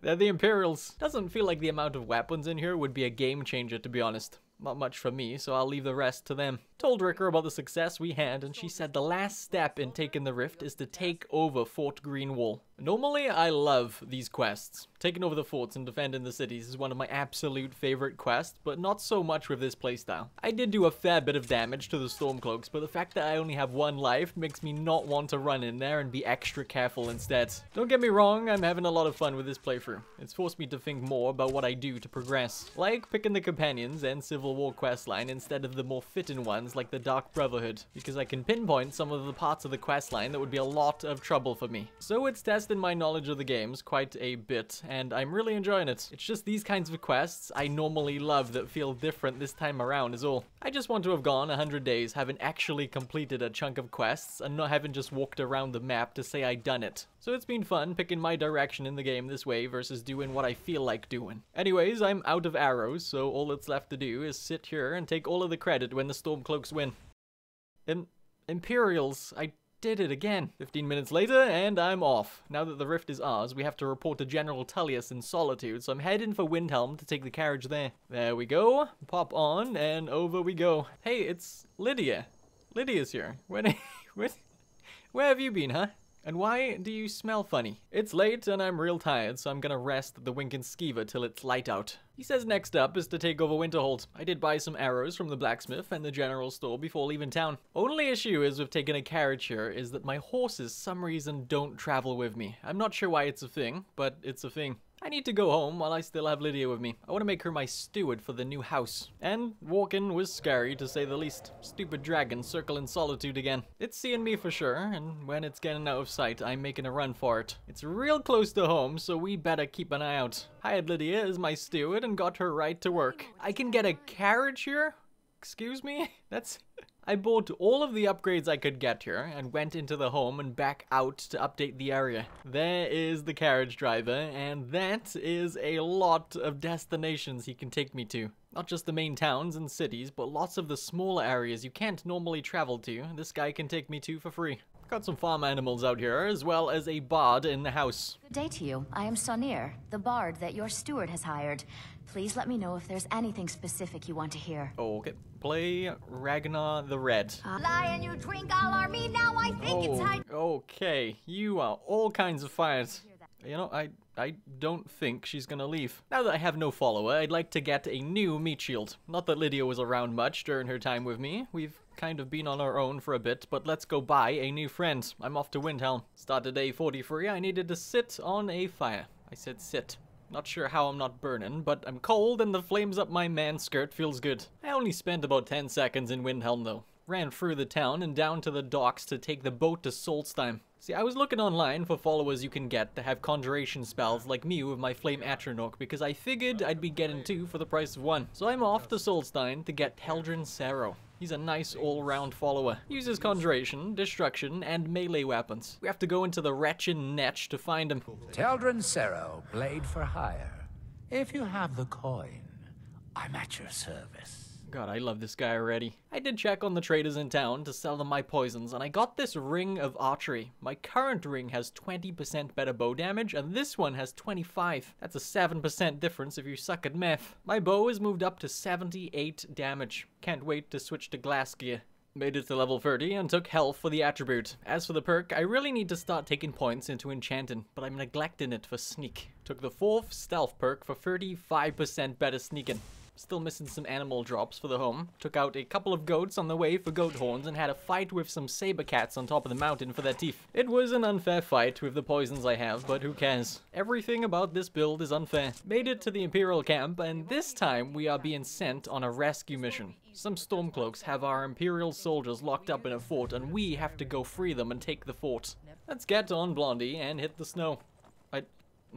I mean the snow that falls from the sky. Advar says there's a hatch outside the fort that they don't know about because it was buried by the snow. So I park Blondie far enough away from the fort and sneak over. Made sure to tip my arrow with poison before heading in. I hate going into these forts. Last thing I need is to have someone stood in front of me the second I enter. But that wasn't the case. It was quiet. Quiet enough that I could go down to the locked up Imperials, free them from their cages, and get them all geared up ready to fight. Now we have to fight our way out of the fort. It's a pretty fun quest. Fits my build better than the other clear the fort jobs too. Once we were out, there were more to kill. But not all went well. I was fighting the Stormcloaks and heard a horse fighting behind me. Jumped the wall to see what was going on, and it was Blondie fighting a random Boethiah's cultist. Oh no! Blondie! Well, that's my second horse dance. My poisons weren't working on the jerk, but we did manage to get him down. This sucks. I parked her far out too, but she still tried to help. Now we have to make the trip on foot. Well, at least to Windhelm. I'll walk there and take a carriage to Solitude. Did have to put down some wolves on the way. I'd have let them live, but they were in my way and they would have attacked me anyway. Ah, that really sucks. How many more horses am I gonna lose in this video? Made it to the carriage safely and headed for Solitude. I can't see that dragon that was roaming around. That's good. The less flying snakes, the better. Went into Solitude to talk to Tullius. He says Windhelm is next, but can you stop pushing me, you jerk? Yeah, so Windhelm is next, but I'm not doing any more without a horse. My home's not too far away. Can get there in about 2 minutes on foot. The walk was safe, but home was not. I entered the house and got hit by a sword the second I loaded in. We were getting attacked by 3 bandits. It surprised me with how little damage it did. Still got lots of health. Reassuring to see that pumping my health attribute is paying off. Anyways. Wait, didn't I fire you?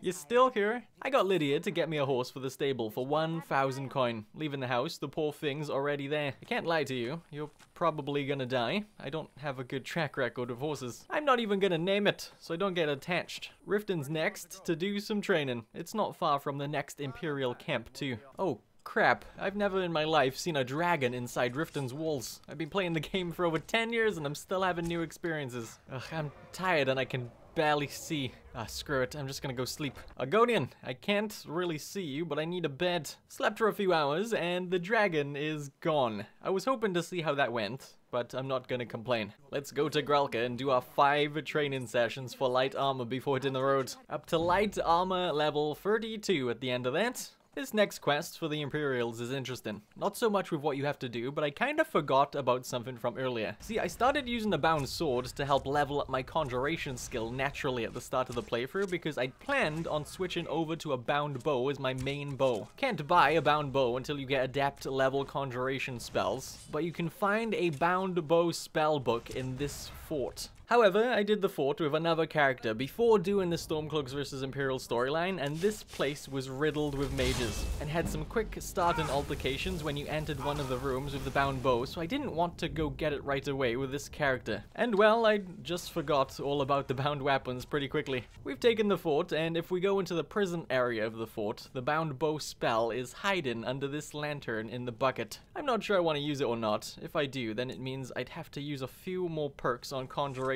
that I wouldn't spend if I don't use it. I can't cast it yet either way because I don't have much magicka. Horse with no name is safe. Made sure to park him away from the action. Taking the city! Meet the soldiers gathering for the attack! Move it! Now, I'm kind of nervous for the final quest in this storyline, because this one depends entirely on you and the Imperials pushing the Stormcloaks through the city. I can't really sit back and let the Imperials be the loud ones this time. At some point, we're gonna have to move too. I met Tullius outside Windhelm's walls. He was hyping everyone up for the fight. Wish he'd hurry up. It's cold out here. We are in. And like I said, this quest relies on us pushing the Stormcloaks until we make it to Ulfric's Stormcloak hiding in the Palace of the Kings. If I stay back here forever, then the Stormcloaks will continue to spawn infinitely. ultimately. So clearing them out as best we can and then pushing up to encourage the Imperials to get further through the town with me is the plan. It led to some scary moments where I was face to face with a load of Stormcloaks. It mostly came down to me trying to push. If I stayed back, nothing would happen for the longest time. This is easily the scariest quest I've had to do with just one life so far. This area was the worst. They were spawning so violently right in front of all of us, and it was so hard to push. We'd kill 5 of them and then bam, 5 more. Had to wait and try to just run past all of the fighting, hoping I'd not get targeted, and it worked. We are done with the city. All that's left is Ulfric and Stonefist. Had my bow on Stonefist waiting. It's tipped with paralysis too, so he's about to be sniffing the carpet. Okay, there he goes. I kept on Stonefist until he was dead. Used a good few poisons to keep him down while Rikka and Tullius dealt with Ulfric. Ulfric sent Rikka flying over the table during the fight. That was my second favorite moment during the last battle. See, I killed him. He's dead as it gets, but I think my poisons broke him because, yeah, he's he's still talking. Let the Dragonborn be the one to do it. It'll make for a better song. Tullius is giving a speech outside, and that is the end of the quest line. Not sure what I'm doing quest-wise next, but I think I'll have a break and work on some other things. So what are the other things? Well, I'm in Whiterun at the minute, checking on the shops. I got some goat horns. First time I've seen those for sale in a while. This is weird too. This guy's been following me around. No clue why, but it's a thing. Never mind, he's leaving me like everyone else does. Right, I'm heading for the farm because I've not checked in on it for a while, and there's probably some nice profits to collect. And I was right, almost 6,000 gold, I'll take it. I did have a bunch of ingredients stored here too, so after I take all of these this time around, we are fully moved out. All of the ingredients have grown at home as well. That's a lot of ingredients for potions and poisons. I was able to make a few more of the decorations, but I think I'm committed to fully decorating the house now that I'm done with the war quest line. It might take a while with those necklaces I still need for the shrines in the cellar. Spoilers? I don't end up finishing all of the shrines. I've made a shopping list of all of the things we still need for the house, and I'm not coming back until I have everything. Oh, that was a total lie, by the way. I did also start using the hatchery at the back of the house. Got some slaughterfish and other little fish like the batties breeding in there. First things I'm checking off the list is the animal drops. The alchemists sell a few things I still need, so I'll stop by the stores when I pass them. But otherwise, I'm on the lookout for saber cats. And I need large antlers from elks. First store didn't have any, and I almost froze to death. Not a good start. I spotted a saber-tooth, but it's chilling with a Spriggan, fighting some hunters. I thought this would be easy, and the saber did go down without any trouble, but the stupid Spriggan kept healing, and I do not want to get close to one of those. So while I was busy with the Atronach, I ran over to the saber's body and looted the tooth. And then I just ran back to my horse with no name to leave. Saber cats up ahead. I can kill them pretty easily with my bow's damage, but I can't afford to find out if I can survive a swipe from one. But him and his wolf friend is dead now, and I can get the second tooth. I need 4 of these total, and not every saber will give me a tooth, sadly. This one and the next one didn't give me one, so we are still needing 2 more. I did kill this big elk from the back of the horse. There is the large antlers we need. I was getting chased by a Dark Brotherhood assassin too. It's fighting a saber, which is perfect, but I wonder who I upset to have a contract after me. No tooth from the saber. Perfect. Just what I wanted. 0 teeth. The assassin had a note. As instructed, you are to eliminate Mr. Good-Looking by any means necessary. The Black Sacrament has been performed. Somebody wants this poor fool dead. Doesn't seem to give a name like the bandit notes have. Anyway, I got a nice long shot on this saber in the field, and this one had the 3rd tooth we needed. Many sabers later, and I managed to sneak up on this one and poison it. Now, just to pick away at its health, and this one had the last one we needed. And that's the animal drops out of the way. I'm at the winter hold in because it's late now that I made it here and I don't want to freeze to death. So let's rest up. Now to eat some foods and get moving. We head into a location not too far from here called Wayward Pass, because there should be an amulet of Arcais sitting on the stone table in the middle of the pass. However, the trip was anything but easy. It's not nighttime, but I'm still cold as heck and my health is getting affected very quickly. I'd found this point of interest, but the door was locked so I couldn't go in and get warm. Health's not terrible, I know, but I need to try to stop at these places to recover the health so I don't get caught in the middle of nowhere at death's door. Things got worse. I got stuck in an icy ravine that led to what I thought was a dead end, being chased by some wolves. But then I noticed a door, a dwarven door that should lead me to safety. Just gotta take out the stupid wolves and let's get inside. It is warmer for sure and my health is recovering nicely. Now to make the last run to the pass. I was just reading about ways to keep warm in survival. I knew about torches and that all of the armors have their own armor rating and also a warmth rating. But I didn't know there was some foods you can eat to keep you warm for a bit, so I'll have to look into that. Someone mentioned on Reddit about the flame cloak spell keeping you warm too, but I don't know if that's true. I'm new to Skyrim survival mode, so feel free to give me tips. Anyways, there is the stone table, and there is the amulet of Arcade we needed. We need these amulets to make shrines in our basement. I guess we'll go hit the Nightgate Inn to warm up since we're close. And that's one amulet down. What is next? Google says there's an amulet of Mara over here by Dawnstar, right over there somewhere on the map. Now I know I got married, so I had an amulet of Mara I'd bought, but I have no idea where it is. I couldn't find it stored anywhere, so I need a new one.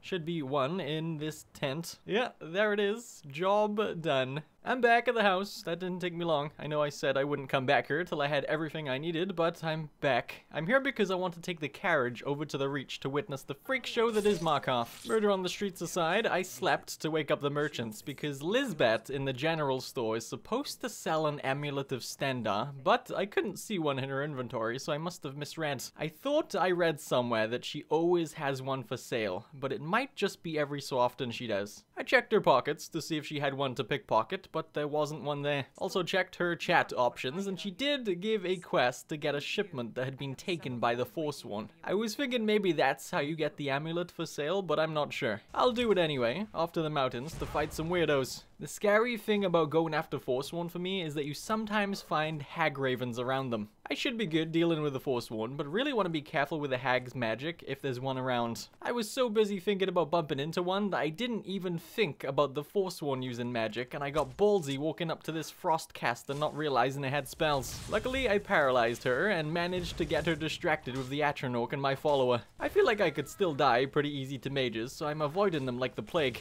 One last enemy to take down, and I made him do a flip. Almost don't want to kill him now.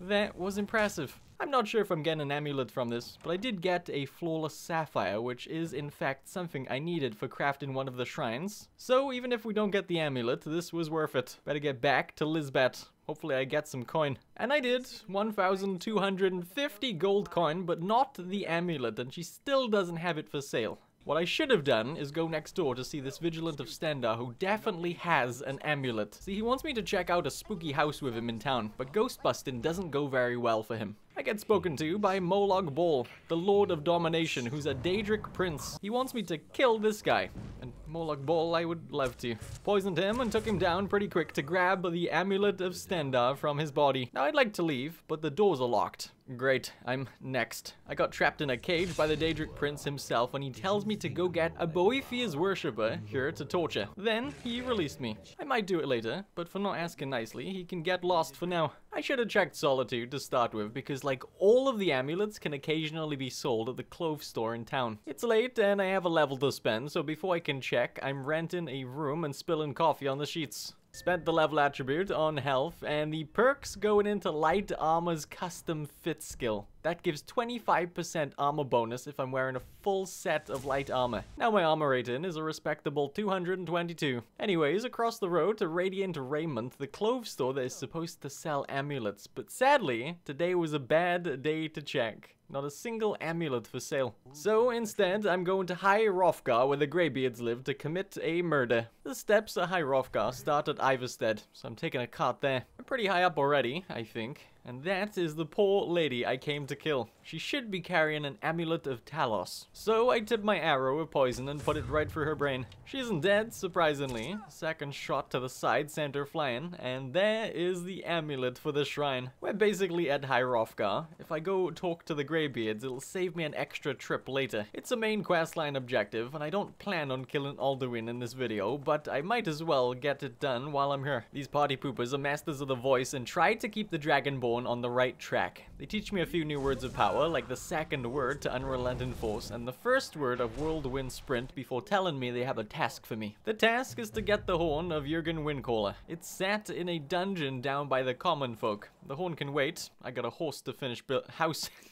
I got a house to finish building, not a horse. I know I'm all over the place at the minute. Can't promise it's gonna stop. I was heading for Whiterun to check on all of the stores, but these cultists turned up. They'll start attacking you and yelling rubbish about a different Dragonborn named Mirak. This is how the Dragonborn DLC is started, but I have no intention of messing with that as of right now in this 100 days. Luckily, the guards will help me out, and I'm not in real danger now that so many people are attacking the troublemakers. Moving along, back to shop checking. Got an unenchanted glass bow from the blacksmith. It's not as good as the elven bow, but once I get glassmithing perk and upgrade it, we'll switch over to the glass one. I was checking in on the stores looking for any amulets I'm missing, but I didn't find any new ones. Again, I know I'm all over the place, taking a trip over to Markarth again to try to get a flawless amethyst. I'm not going into Markarth. There's a cave somewhere down the road that Google is telling me has one I can loot. Just warming up my lady parts before I go in. I'm cold. I think this is it.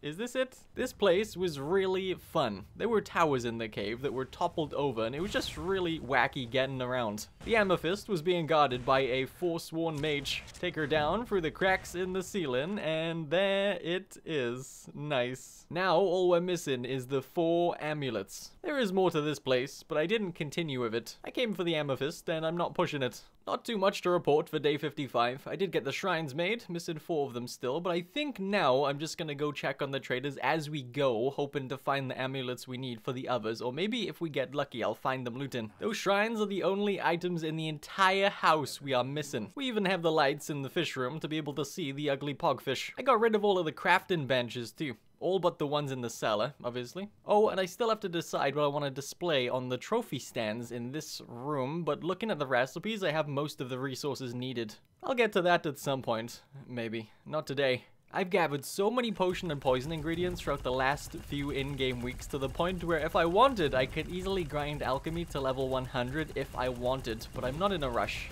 I just made a chunk of potions to sell, as well as some paralysis poisons, and even topped up my supply of marksman potions. They give me a temporary 48% extra bow damage. I think now I'd like to do some light armor training in Riften again. Hopefully try to get the 3rd Agile Defender perk. Going right after Grelka because I have a level up stored so I can do an additional 5 training sessions afterwards. Got to level 38 with her and then sold her my overpriced potions to get all of that coin back. Now to put my head down and get these sheets dirty for an hour to level up. Got 2 levels out of all of that potion grinded back home and the training I just did. Only wanted to train 2 more times with her to get my light armor to level 40. So now we can take Agile Defender free.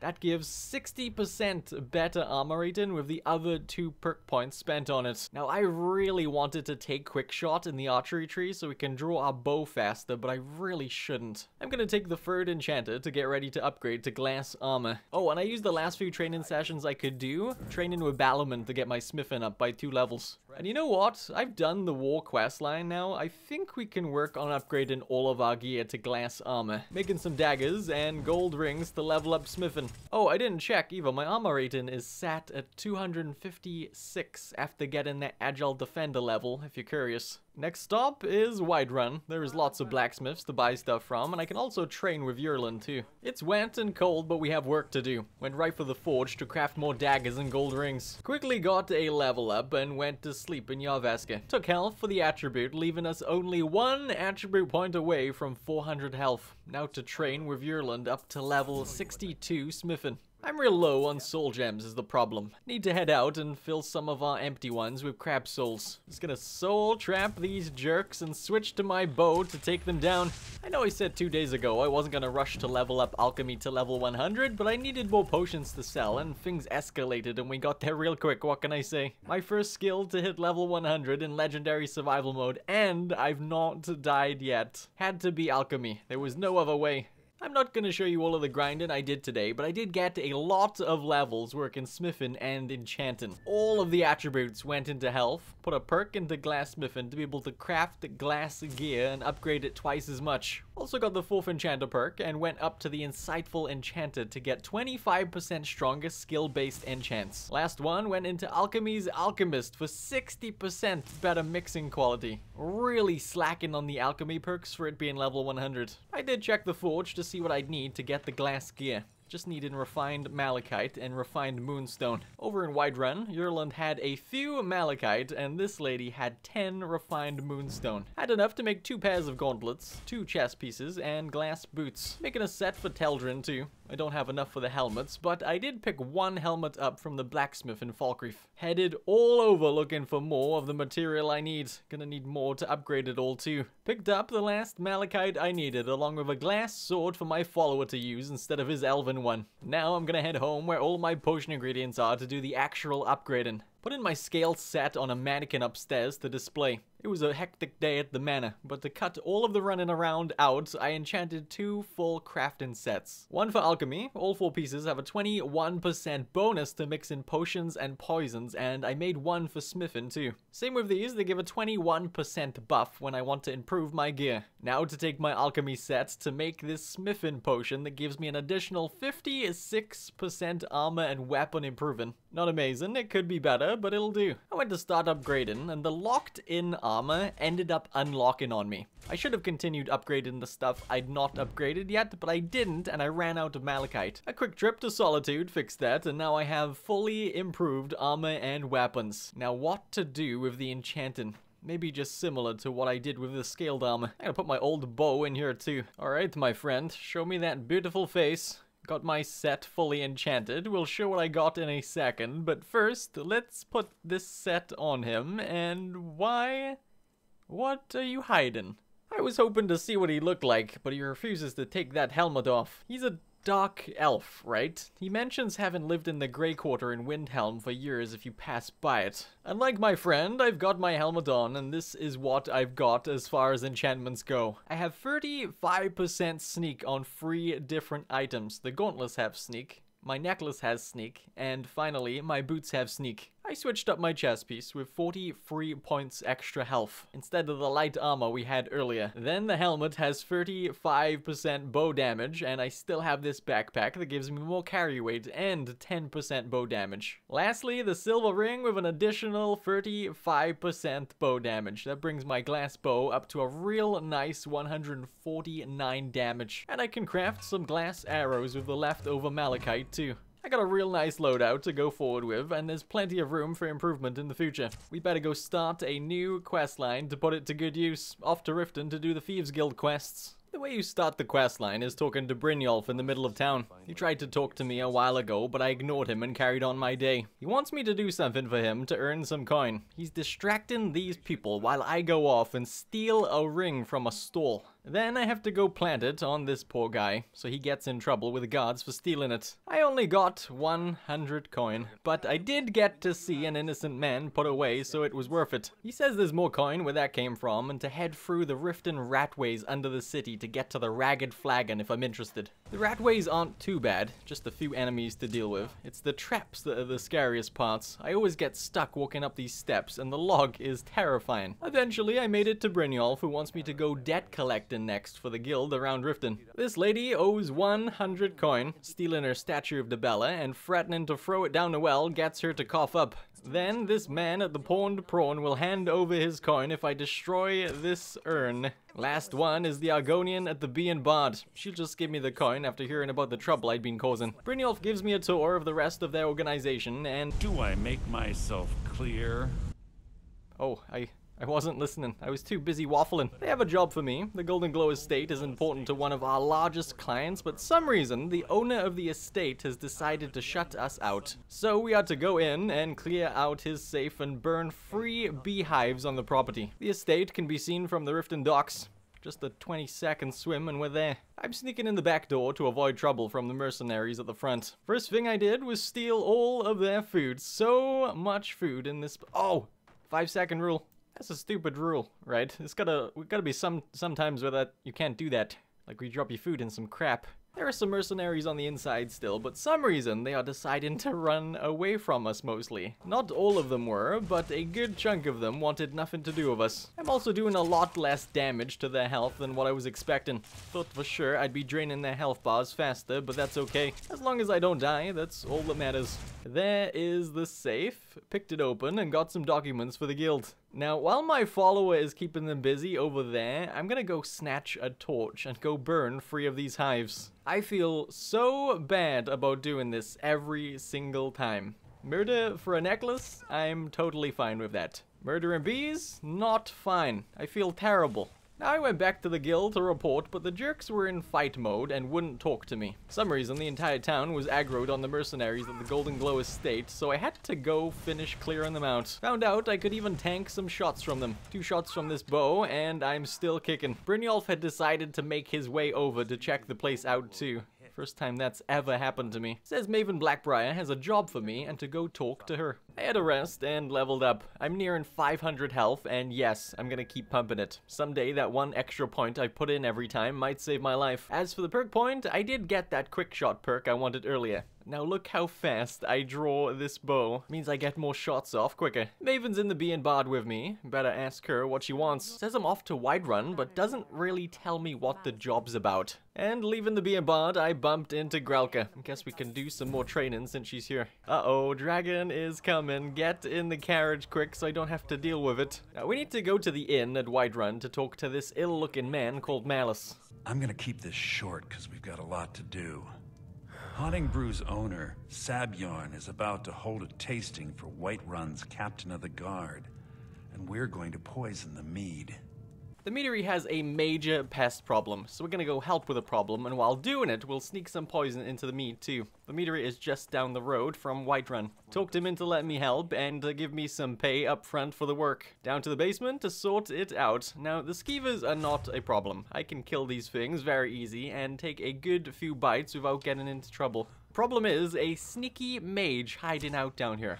I really don't want to get hit by spells from him, so I poisoned him, and I'm just gonna keep him down while my follower, Atronach, deals with the skeevers. Not gonna let this freeloader stand up. Now that he's dead, we can get the rat poison in the nest and sneak into the building next door to poison the mead. Now with the skeevers cleared out, I made it to the taste test with the guard, who understandably is mad about sipping on some rat poison. He carts him off to prison, leaving Malice in charge of the meadery, which is what we wanted. Grab some documents from upstairs before heading out to go tell Maven the good news. Maven wasn't very happy. The info I brought her didn't tell her much about Golden Glow, except that there was a symbol on it. She says to bring the documents to the Thieves Guild, so I went down to talk to Brynjolf. Says someone is trying to take us down by driving a wedge between Maven and the guild, so he sends me off to talk to Mercer. The parchment I recovered mentioned someone called Gullumai. Gullumai is our inside man at the East Empire Company, and Mercer seems to think he acted as a go-between for Golden Glow Estate, and I'm to go talk to him. He's all the way over by Solitude, so I'm taking a cart there. You can find him hanging out at the Winkin' Skeever. I confronted him, but he refused to give me any information until I stole some firebrand wine from the Blue Palace farm. But it's late and I'm very much tired, so I'll rest up and do it in the morning. No longer tired, but I am hungry. I've been buying a lot of my food lately. Passing by the innkeepers, I just take whatever they have already cooked, and it saves me a little bit of time, and it saves me having to find salt piles. Having a lot of coin at this point in time is really nice. Crossed over to the clove store to check for amulets, but I've been really unlucky with the last few I need. No amulets today, just some wine at the Blue Palace. Snuck over to the unwatched case of wine and snatched it for the Argonian. My sneak is pretty great at this point. Look at this guy. I'm undetected. Idiot doesn't see me. Gave Gullumai the wine, but he didn't really give me much information. So I followed him. Followed him all the way down to the docks, where he went into this building, locking the door behind him. I picked open the lock and went in. This is where I felt like I'd left college and went to get a proper job as a stealth archer. With these poisons and quick draw, I don't really need a follower. I'll keep my follower around because it's nice to have a fallback, but I did everything in this place myself. There were a lot of wardens that would attack you if spotted, so I just took them all down. You might be wondering why I'd opted for using Paralysis poisons the entire playthrough versus Paralysis enchant on a bow. There are benefits to using either of them, but the poisons work better for me. One reason is because I always forget to recharge enchanted weapons, and I really don't want to expect to paralyze someone and then I don't. And then what if I don't have any soul gems on me? You know, I'm really bad at forgetting to recharge weapons. I love using alchemy, and using the poisons really helped level the skill, and keeping the poisons mean I can just pick and choose who and what I'm trying to paralyze. I could always carry 2 bows if I wanted an enchanted one, I guess. But I'd rather just stick with what feels most comfortable for me if I only have 1 life. Now, Golemai had gone into a totally new area where my objective changed to confronting him. There are some bandits in the way that I dealt with pretty easy, and then threatened to beat the crap out of this guy. He said all of Golden Glow Estate was Karliah's doing. Karliah was a member of the guild who killed the last leader named Gallus. I let him go free and headed for home, where I found a bandit fighting Lydia. The bandit had a ransom note on her. While you were away, we came to visit your lovely new home. Ayala the Huntress made us feel right at home. In fact, we liked her so much that we took her back to, I can't say that name. Bring 5,000 gold and I'll discuss letting her go. Now what's funny is I was getting ready to go get her back, but I had the objective complete. I guess she killed them? I'm not sure. We'll see if she turns up later. But the slaughterfish are being grown nicely at the back of the home, by the way. Don't really need them now, but returned into Riften to tell Mercer what I found out in Solitude. Told him Karliah was behind all of it, and based on what I found out, he thinks she's in a crypt where she killed Gallus called Snowvale Sanctum. Looks like it's just behind Windhelm. Made it to Windhelm, real tired, hungry, and cold. It's also late, and I really don't fancy going out there at night in the cold. I'll rest up and get moving in the morning when it's not as cold out. Snowvale Sanctum's not far behind Windhelm, like I said. I might have been able to make it there and not die from the cold, but I wasn't risking it. There is Mercer Frey. Very first playthrough I did, I could sniff a Mercer-sized rat the second I went into the flagon. Jerk opened the door, and we went in. It was pretty rough in the Sanctum. Not that I had any close calls, but I really didn't bring enough arrows. Those 100 arrows I made did not last long. Lots of traps to avoid too. That one's got me in the past. The arrows was what was making this place take so long. There were a lot of tanky Draugr to deal with, and I was trying to let Mercer do a lot of the work along with my Atronach. I didn't want to run out entirely just in case, so I was just using them when I'd loot a few off the Draugr with bows. Oh, wait, I think I needed this amulet for a shrine in my basement. And you know what? I really hope my neighbors didn't just hear me say that. This area is normally pretty rough, but I'd recovered a few arrows from fallen undead, so I got my stealth archer on and cleared out the room. Did make sure to get the word of power from the wall. I'd not been killing dragons very often, so I can't unlock many of these. Made it to the end, where there is a Nordic puzzle door. I always wondered what claw would have been used to unlock it. Mercer somehow managed to get it open without one. Walking into the room, you get shot and get knocked down.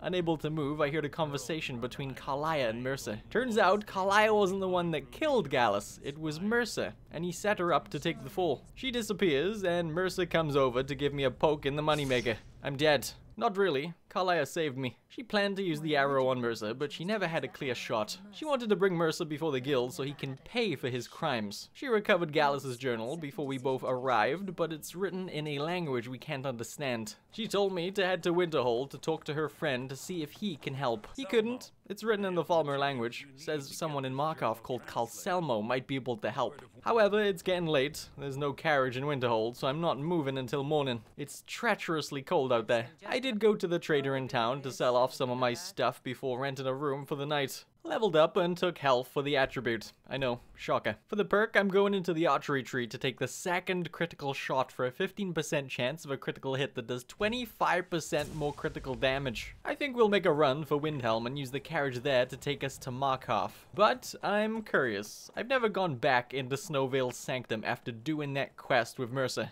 I'd like to see if there's anything interesting in that last room we don't get to explore during the quest. There's no enemies to worry about, thankfully, since we just cleared them out, so it's a nice stroll through. Here we are. I'm assuming that is Gallus. Dead as a doornail. But yeah, I'm not really seeing much besides that. There is a back exit / entrance. Alright, better get over to Windhelm. I should get a discount one of these days with these drivers. That's the biggest conga line of guards I've ever seen, and I love it. Calcelmo hangs out at the Understone Keep with all of the important people, but I'm going to leave Teldrin by the door. I'm leaving him because I gotta get my sneak on, and I can't handle this place on my own. I can handle this place on my own. I'm just keeping like every blooper in this video. That's a thing now. Basically, Calcelmo refuses to let me see his museum to get to the Falmer text translation, so I'm gonna have to steal this key and go in without permission. I think there's a different way to go about it, but this is how I always do it. The guard stops me saying I'm not allowed in, but has no problem with me walking past him to go in anyway. Have to avoid these guards in this room. If they spot me, they'll kick me out. Successfully got around them with no trouble, but now I'm in the area where the wizard's guards will attack me on sight. So it's time for some murder. Shoved some arrows into this lady, taking her down, but I realized I didn't top up my arrow supply. I don't feel comfortable continuing with what I have, so I left. Snuck back past the guards and went to the blacksmith in town. Bought all of her arrows and did the same at the general store. Now I should have enough. Snuck past the more passive guards again and made it to more wizard guards. These poisons are insanely useful. It's crazy. Paired with the quick drawing perk I took, it feels really hard to get into trouble in this place. After my fair share of murder, I'd made it to the last room where we can take this charcoal and paper. Now rub some of this text on the paper and we are done. But now 4 guards come in from the only exit out of the place I have. They are no trouble. Tipped my arrows and piled them all up slowly. All 4 of them paralyzed as heck, cuddling. Now we have the chance to jump from this balcony into the water below to escape. Normally, I love this part, but I have 1 life and I don't feel like risking it. Going back the way we came. Grab Teldrin, and I'm off. Taking the carriage to Winterhold to show this text to the wood elf. Made it, but I'm pretty tired. Luckily, we are meeting at the inn so I can rest while I'm there. He was in the cellar chilling with Carlia. Gave him the rubbins so he could understand Gallus's journal, but it's bad news. Gallus suspected Mercer had been stealing from the guild's stash for ages. Carlia says we have to get to the guild to let them know what's really been going on. But we have a huge fight on our hands. An elder dragon turned up in town, and it's not here for the cheese wheels. This is the toughest dragon I've had to fight so far, and I'm terrified. Making sure to stand under this shelter to avoid the fire raining down, and I'm just popping out when it lands on the roof to take shots at it. Its health's got down to the point where it would normally land. He did, and the jerk shot a fireball. I thought this was it. Panicked, pausing the game in the process. I knew I had to let the damage register before I could drink some potions to try to counter the damage. So I backed out, took the hit, and then sipped on some health potions. Surprisingly, it did a lot less damage than I was expecting. Thought I'd have to keep opening my inventory to heal as more damage registered, but the 1 healing session was enough. If I had less health, that would have melted me easy. After that, I just hid from a distance where it couldn't see me playing support. That was the scariest fight to date, but I'm proud I survived. Playing with 1 life makes these kills a lot more satisfying. Ate its soul and noticed how late it was getting. My health is dropping quick in this cold, and that was enough excitement for me for today. Not that I ever do, but I'm not risking traveling at night. Day 71 was nice. No stress, just collecting profits from the farm, gathering up the crops, and taking a trip home to find the wife had returned successfully rescuing herself. I did also make alchemy a legendary skill. That just resets the skill, allowing for further leveling with alchemy. Made enough potions to be able to get all of the perks back where they were though. Even leveled up a couple times to pump more into it this time around. I got the 4th alchemist for 80% better mixing quality and went over to physician to make my health, magicka, and stamina potions 25% stronger. Now they paralyze for 17 seconds. Poor Carlia has been waiting for me at the flagon for a day. Better go back her up. Right after I do some light armor training with Grelga. We are met by angry thieves and drawn weapons, though after showing them that the stash room had been entirely looted, Brynjolf wanted to hear all that's been going on. Told him about Mercer killing Gallus, and that he, Gallus, and Carlia are all something called nightingales. He wants me to go check on Mercer's house in Riften for any information on what he's up to next. He's got a guard chilling in his garden. Dropped him to the floor. Got the key and shot the gears holding the staircase to the door. There's some bandits in here, but they're really no problem with these poisons keeping them down. There's also a secret doorway behind this cabinet. We could take the stairs down to this hugely trapped area. I'm sure I can run right over these flames and be totally fine, but I'm gonna shoot the pressure plates to make sure I only step on the safe ones. Now for the last run through this tunnel of traps. One clipped my heel, surprised how little damage that one did, but I found some of Mercer's plans he left behind. I should go get these to Brynjolf. He looks at the plans and tells me Mercer's going after the eyes of the Falmer. If he gets his hands on them, he'll be set for life and gone for good. Carlia thinks we need to meet Mercer on equal footing and for us to gather at the standing stone behind Riften. But I'm tired and should find a bed to sleep in first. This one will do. I slept, but now horse with no name might drown. His head's under the water. Hopefully he knows how to breathe out of his ears. Not sure how he didn't die there, but he didn't. Met with Karliah and Brynjolf, and the way we're gonna meet him on equal grounds is also becoming a nightingale. Magically conjured up a set of Batman gear from these rocks. We look pretty cool, but as soon as I get out of here, I'm switching back to my glass armor. Karliah went ahead and called Lady Nocturnal. She offers us up to serve her in life and in death, and Nocturnal accepts us. In return, Karliah is forgiven. They weren't on great terms. Not sure why I needed her blessing. Pretty sure my poisons could do the job just fine. Karliah had one last secret to share before we go after Mercer. She says that the way he managed to steal from the guild so often was because he stole the skeleton key from the Twilight Sepulchre. The key can open any lock, and she says it needs to be returned to Nocturnal. I'm getting showered by crap. Brynjolf wants me to be the leader of the guild when this is all done. Can we just go, please? On my way to the Dwarven Ruins, where the Eyes of the Falmer are located. There's a sky snake on my tail. If I keep moving, we should lose it. Here is the place to be. There were bandits doing bandit things on the outer area. I shot this lady a few more times than I needed. I didn't know she was dead ages ago. He'd left everyone on the outside alive, but all of the bandits on the inside area were dead. He was kind enough to leave the machines kicking around. These things won't be affected by my poisons. Luckily, we are pretty tough going into this place, so we shouldn't have too much trouble. Going deeper though, there are Falmer to deal with. The poisons work on them, and I used up way too many of the poisons on the Falmer in this place. Oh, that's an arrow in the knee. I did the thing. I'm gonna have to start saving some of these poisons though, so I have some to use on Mercer. Had a very close call. I got hit by a trap, and despite having a pretty big health pool, it hurt almost as bad as having to walk on Legos. I am just about there. Karliah is saying she can sniff him and that he's just up ahead.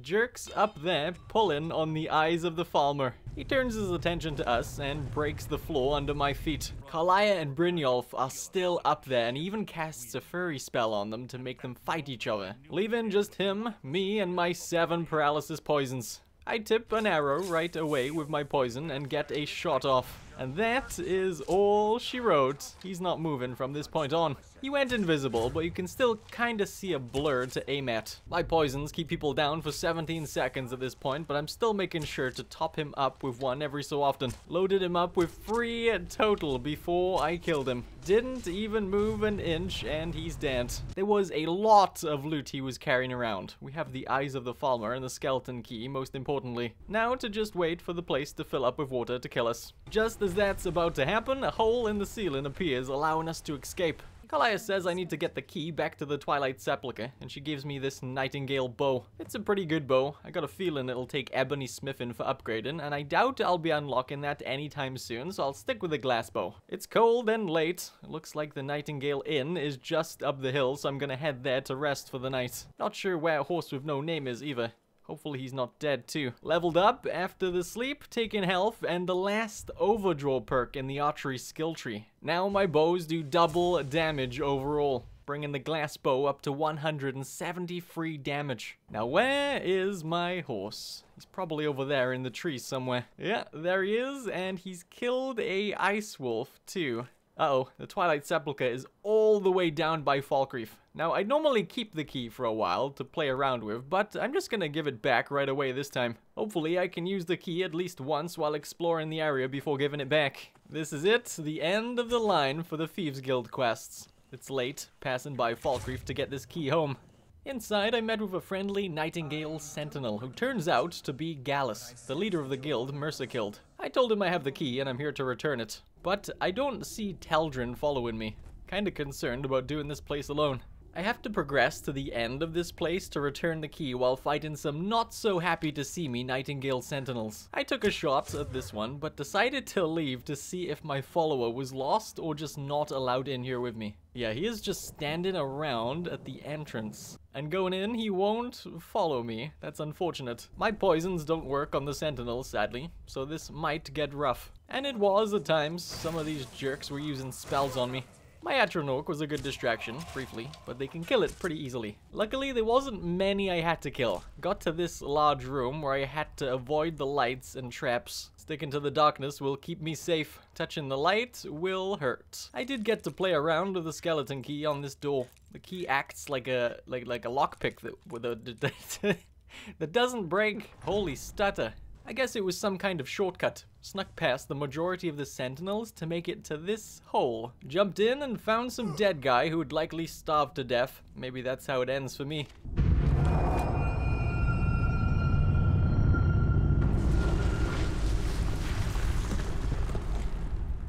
Returned the key and met Nocturnal herself.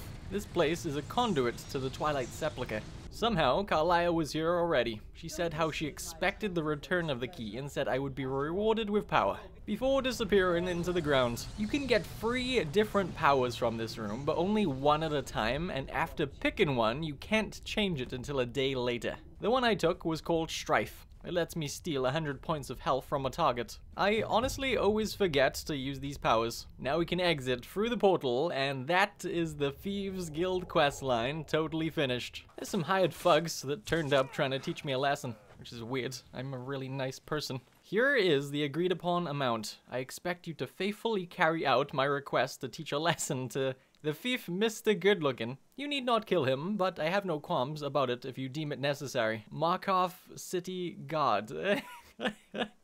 Oh, wait, was that about me stealing Calselmo's key earlier? Maybe? Earlier on, I purchased Falkreath's plot of land for sale for 5,000 coin. There is the plot. I'd really like to get working on getting more ingredients growing, so today I'm starting on this home. I did run out of soul logs and a lot of other resources, so I had to go out on a shopping spree to pick things up. But by day 77, I'd gotten what I wanted to get done with the home. It's missing a fair bit, only have one extension to the side, and that's the greenhouse. All these homes from the Half-Fire DLC look the same, and I really just wanted this one for the extra planters. Maybe one day I'll decorate it more, but for now I have the basic stuff I could craft easily, and just the greenhouse with the planters made. Nothing is growing yet, so that's next on my to-do list. Heading home to gather the ingredients grown there and spread them to the new home. I'd like to get to all 3 of the player-made homes with all of the greenhouses filled so we can do one big run between them all every so often and get a crap load of ingredients. It is good for making coin or getting useful poisons and potions to keep me alive, but if I need another level or 2, then power level in alchemy is going to be my go-to. Hit the farm collecting all of the stuff that's grown here too.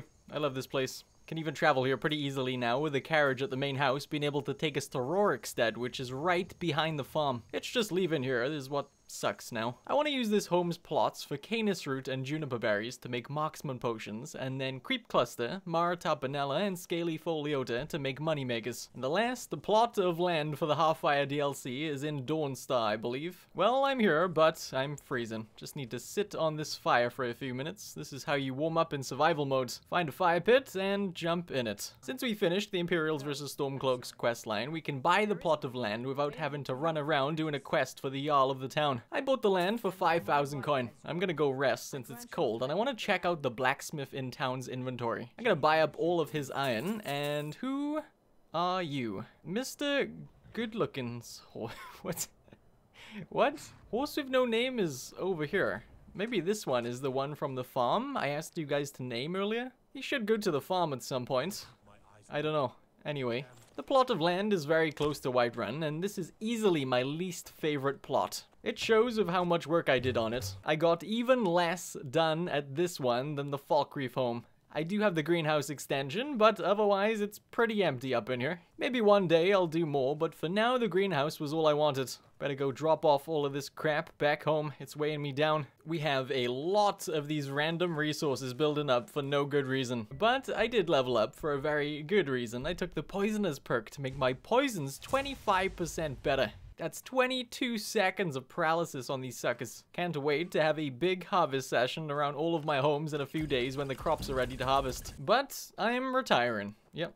I've done 80 days and I've done 3 big quest lines, so I'm putting my feet up and going through some of these quests that maybe aren't so big. Starting with this miscellaneous objective to kill a bandit leader in this camp called Robber's Gorge. It's over by Morphel, our neighbor in town, and I was really messy clearing out this place, I'm gonna be honest. I was the most unsneaky stealth archer there ever was. I got hit a few times by a mage. I gotta be careful because I'm getting a little bit too comfortable taking hits. The chief didn't want to fight. Stupid thing was Karen with almost a full set of Daedric armor. First enemy I find with Daedric gear, and he wants nothing to do with me. It's heavy armor, so I won't be using it, but I'll keep it just in case. I can't remember getting that quest, but I had to go to this guy in the Jarl's Hall in Morphle to get my reward of just 100 gold. That wasn't worth it. I have a lot of miscellaneous objectives in Riften, and I kinda want to do some light armor training too, so let's go over there. I'm tired and I can barely see, but I think a thief is freely running around in front of everyone stealing crap. I rented a room for just 10 gold to sleep not far from Grelke. It's not as weird as it sounds, I'm just not very good with words. Can you move, please?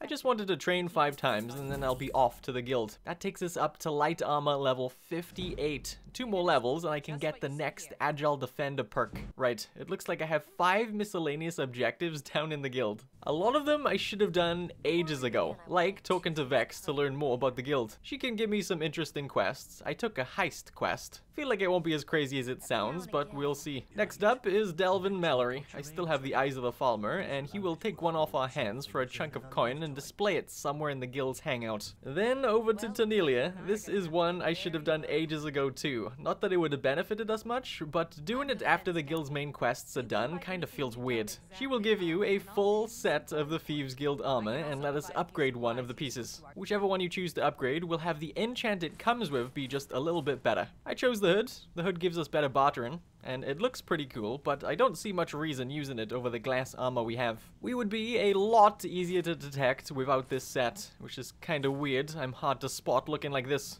I'd probably be starting forest fires left and right in real life. Next up is the face sculptor. She insults my face, telling me she assumed I was here to get something done to it. I just wanted a haircut, lady. Not really, it's a hair transplant I came for. Gonna fix my hairline. I'm only really talking to her to get rid of the objective in the quest log. The heist I took was in the middle of Windhelm, so let's go see what that's all about. I want the heist to be really cool, but I'm pretty sure she mentioned just stealing from a strongbox, so it's not gonna be anything special, I don't think. I also feel bad. This place is kind of a dump, and this is where the heist is going down. There's hardly anything here, and I feel really bad. There is the strongbox, taking these poor people for everything they got. Okay, got the items. Heist complete. Vex gave me 500 coin, and I'm done. No more heists. This next quest, though, surprised me, and I had a lot of fun doing it. Forsworn have been pushing out further, and there's a bounty for someone called Crow's Tooth. Crowtooth's camp isn't far from Riften, and it looks pretty spooky. There were lots of weak witches to deal with, also had some trolls in here, spiders, and hag ravens.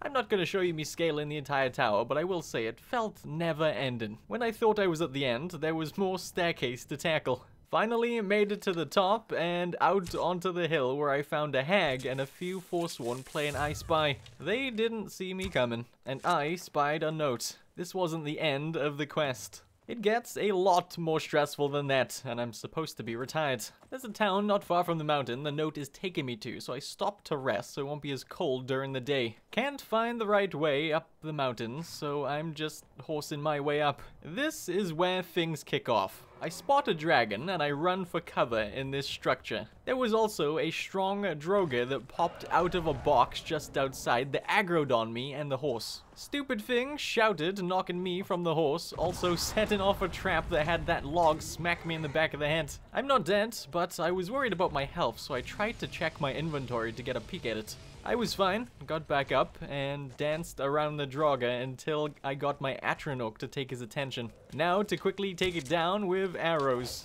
My horse is dead.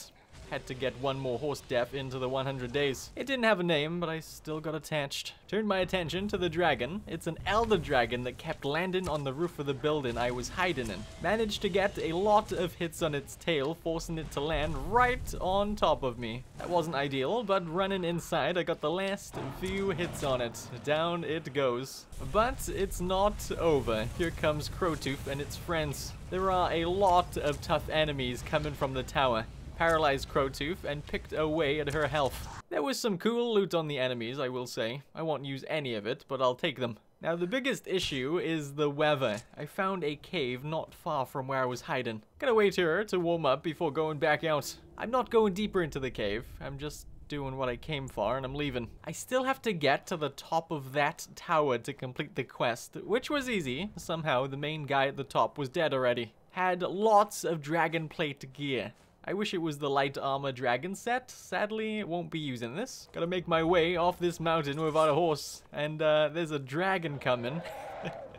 I've had enough drama today. Please leave me alone. Pretty sure I got a concussion after that log smacked me in the back of the head. It did. Leave me alone. It just flew right by. That was nice. So this is No Name the Second. She's beautiful and amazing, and I will not get attached. I bought her from Riften, so she probably has fleas, but she's still my favorite thing. I did get an amulet of Akantosh on that mountain, so I could make another shrine. Very unlikely I'll get what we need still before the 100 days runs out to make the other ones, but we'll see. But today is the day I get to run around collecting ingredients from all 4 of my homes. I want to make sure I drop off all of the ingredients I'm already carrying so I can see what all I get from farming sessions alone. First up is our main home. We have the greenhouse and the garden to the side. Then we'll take our personal carriage to Rorikstead, which is the town behind the farmhouse. Big area out front is first, then the small fenced area to the side. Now for these small little door planters. And lastly, we have to take everything from the pantry.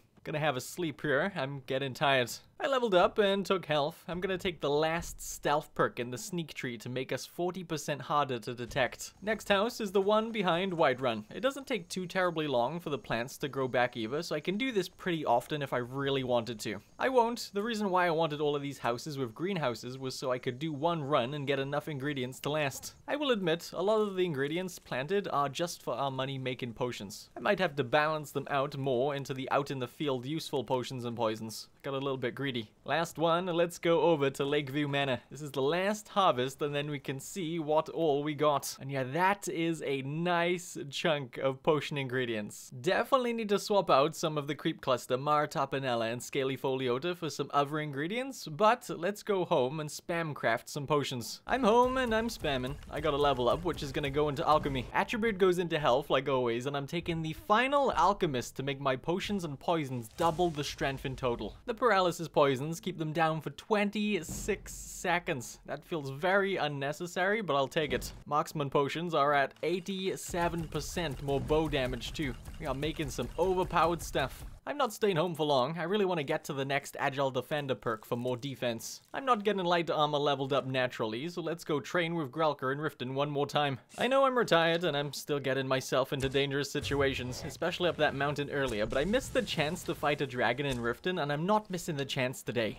There's a frost dragon jumping from roof to roof, and I'm not even sure where this thing could land on the ground. Riften is pretty packed. Real weird. Of all my playthroughs on YouTube since I started playing Skyrim again, I've not had any walled city dragon fights. I can't ever remember this happening to me in Riften, so this is new for me. Oh, I think it's landing over there. Yep. Off around the back, it's found a patch of grass to park its butt. Ran out of arrows and someone stole my kill. But it's okay. I can still eat its soul and they can't. It's not long until the merchants open their stalls, so I rented a room to sleep a few hours. Now we can train 5 times and get a level up. And get the 4th Agile Defender perk. That takes us up past a 500 armor rating. I did do the next 5 training sessions since I just leveled up, might as well. Now back to retirement. I really just want to clear up some of these quests I picked up. I clear 1 and 3 more pop up, so I'm not sure how well this is going, but I think I'm gonna return to Klimek. I didn't show you, but earlier before going to High Hrothgar to commit a murder, I talked to Klimek.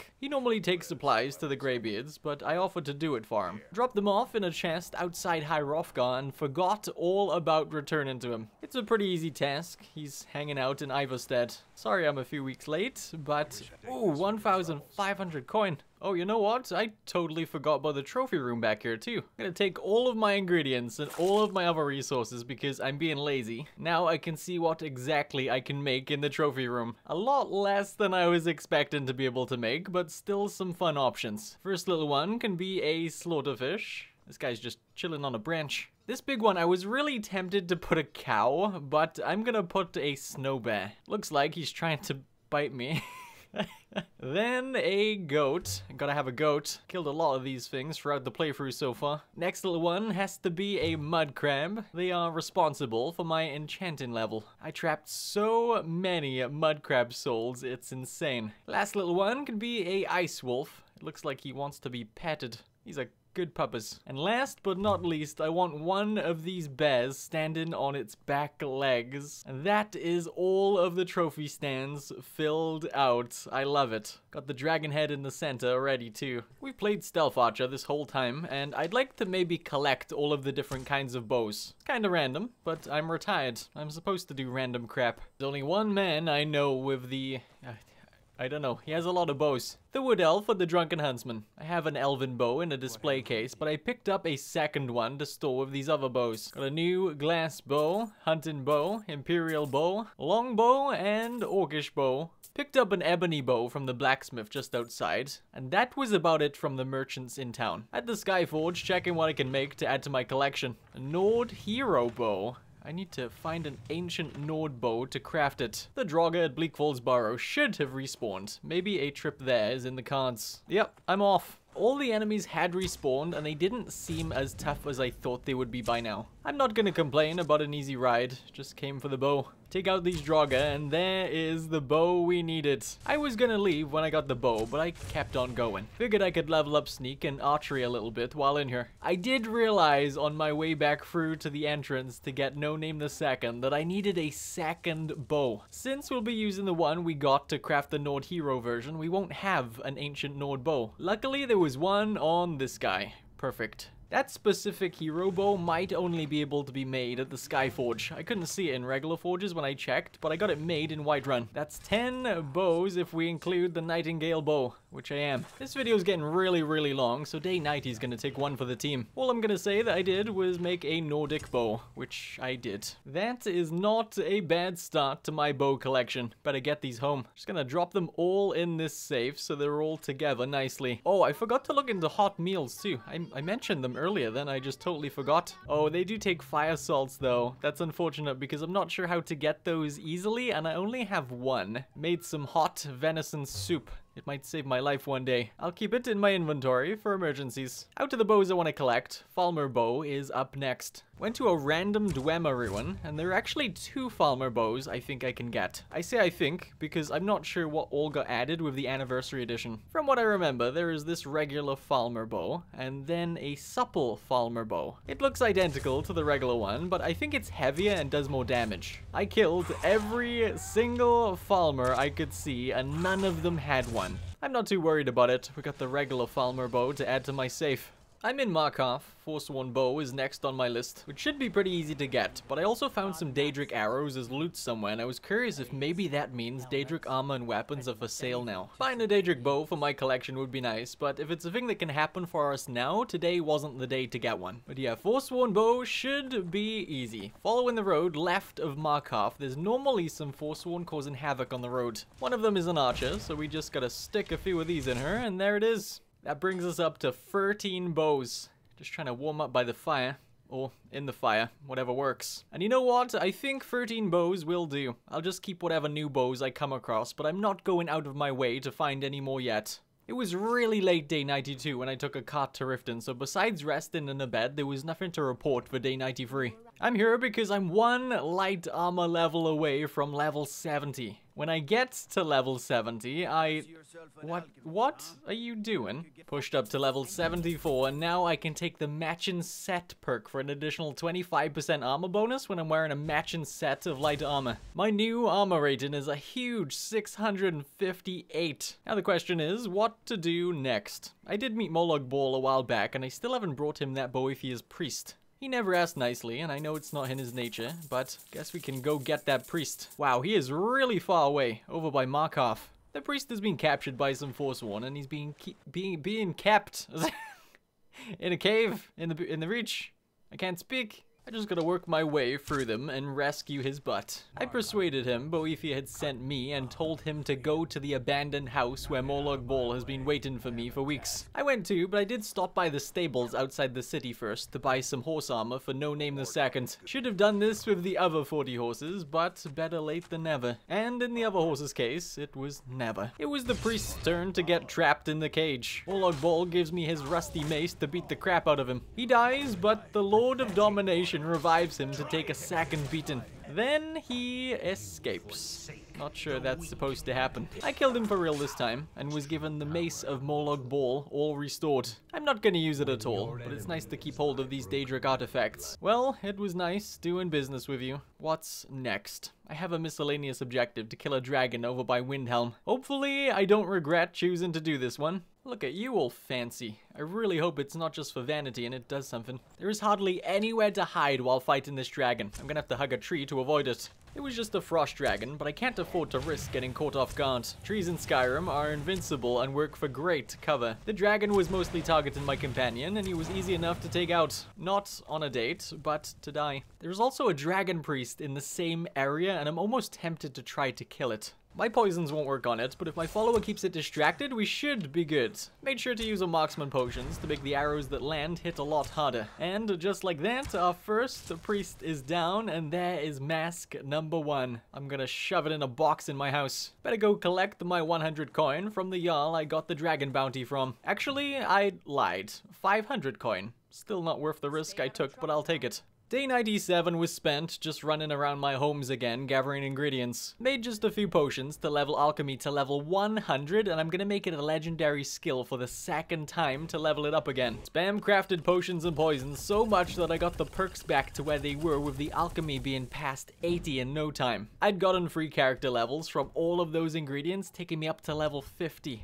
One perk I'm gonna take that I should have taken ages ago is concentrated poison. It makes poisons applied to weapons last for twice as many times. I've missed a good few tipped arrow shots, so this will give me a second chance. And if I don't miss, I can take down 2 for the price of 1 potentially. I'm also taking the last critical shot perk in the archery tree. That might be my last level up for this 100 days. 20% chance of a critical hit that does 50% critical damage. And you know what? I'm retiring for real this time. Yep, I'm going fishing. I want to try to fill out space in this fish room.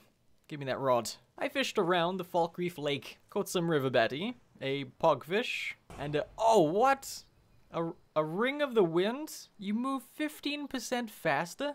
I didn't know this was a thing. Pretty cool for getting around, but while exploring dungeons or whatever, I don't know if I would use this over my other ring. I'm still going. Look at this view. Very nice way to end a very stressful playthrough. I'd like to make this a series, but I can't promise anything.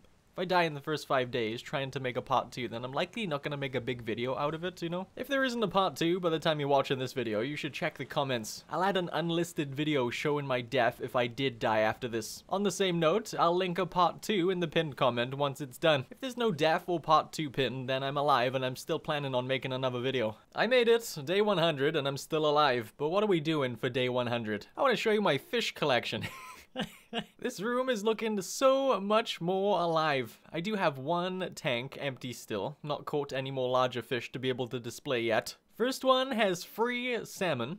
Second one's got free carp. Those are my favorite. This one has glassfish. They are really funny looking. Super transparent. Only caught 2 goldfish. I got one down here having a good time, and one's dead pinned to the wall. Got some spadefish. Most of these little ones look the same, but different color. Long fins in this one. The orange ones are hissed carp. And the last one of these little guys is the river betty tank. Got the pogfish, easily my least favorite. They look really creepy. Last but not least is the brookfish. Rusty looking fish. So that is the 100 days. This was not my first attempt, not even close. This was my 7th attempt at making this video. Since we're at the end, I'll show you the other deaths I had with my failed playthroughs. First one, I was going into Halted Stream Camp to get the Transmute Mineral Ore spell, and I wasn't very prepared. I ended up running out of the mine, but went back in and got instantly attacked by the Bandit Chief. Hit the button to exit again a little too late and was sent into the sky after the loading screen. Good times. This next death got me paranoid going forward in the next attempts. See, I got challenged in Whiterun by a mage, and I couldn't not accept the fight. I tried, trust me, but he zapped my butt into next week. Third fail was to another mage. I'm not sure that Fireball was going for me, but it for sure did get me.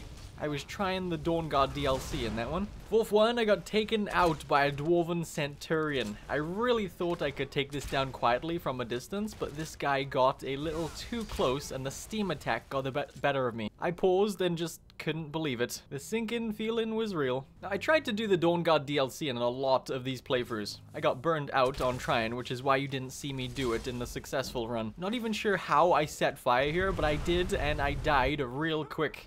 Looking at my files, I didn't save the right clip for the last one, but I briefly talked about it earlier, where I walked into a room trying to get the bound spell in the previous playthrough and just got melted by mages. That's what happened. So here's the thing. There will be doubters, and that's okay. Hopefully the slightly slower pace and showing all of the failed attempts helps you come to the conclusion that the run was legit. I know it was legit. I couldn't live with myself if I died and kept going. It all comes down to if you trust the YouTubers you watch with hardcore videos from any game, so make up your own mind. Either way, I had fun. Thanks for watching. I'll see you around.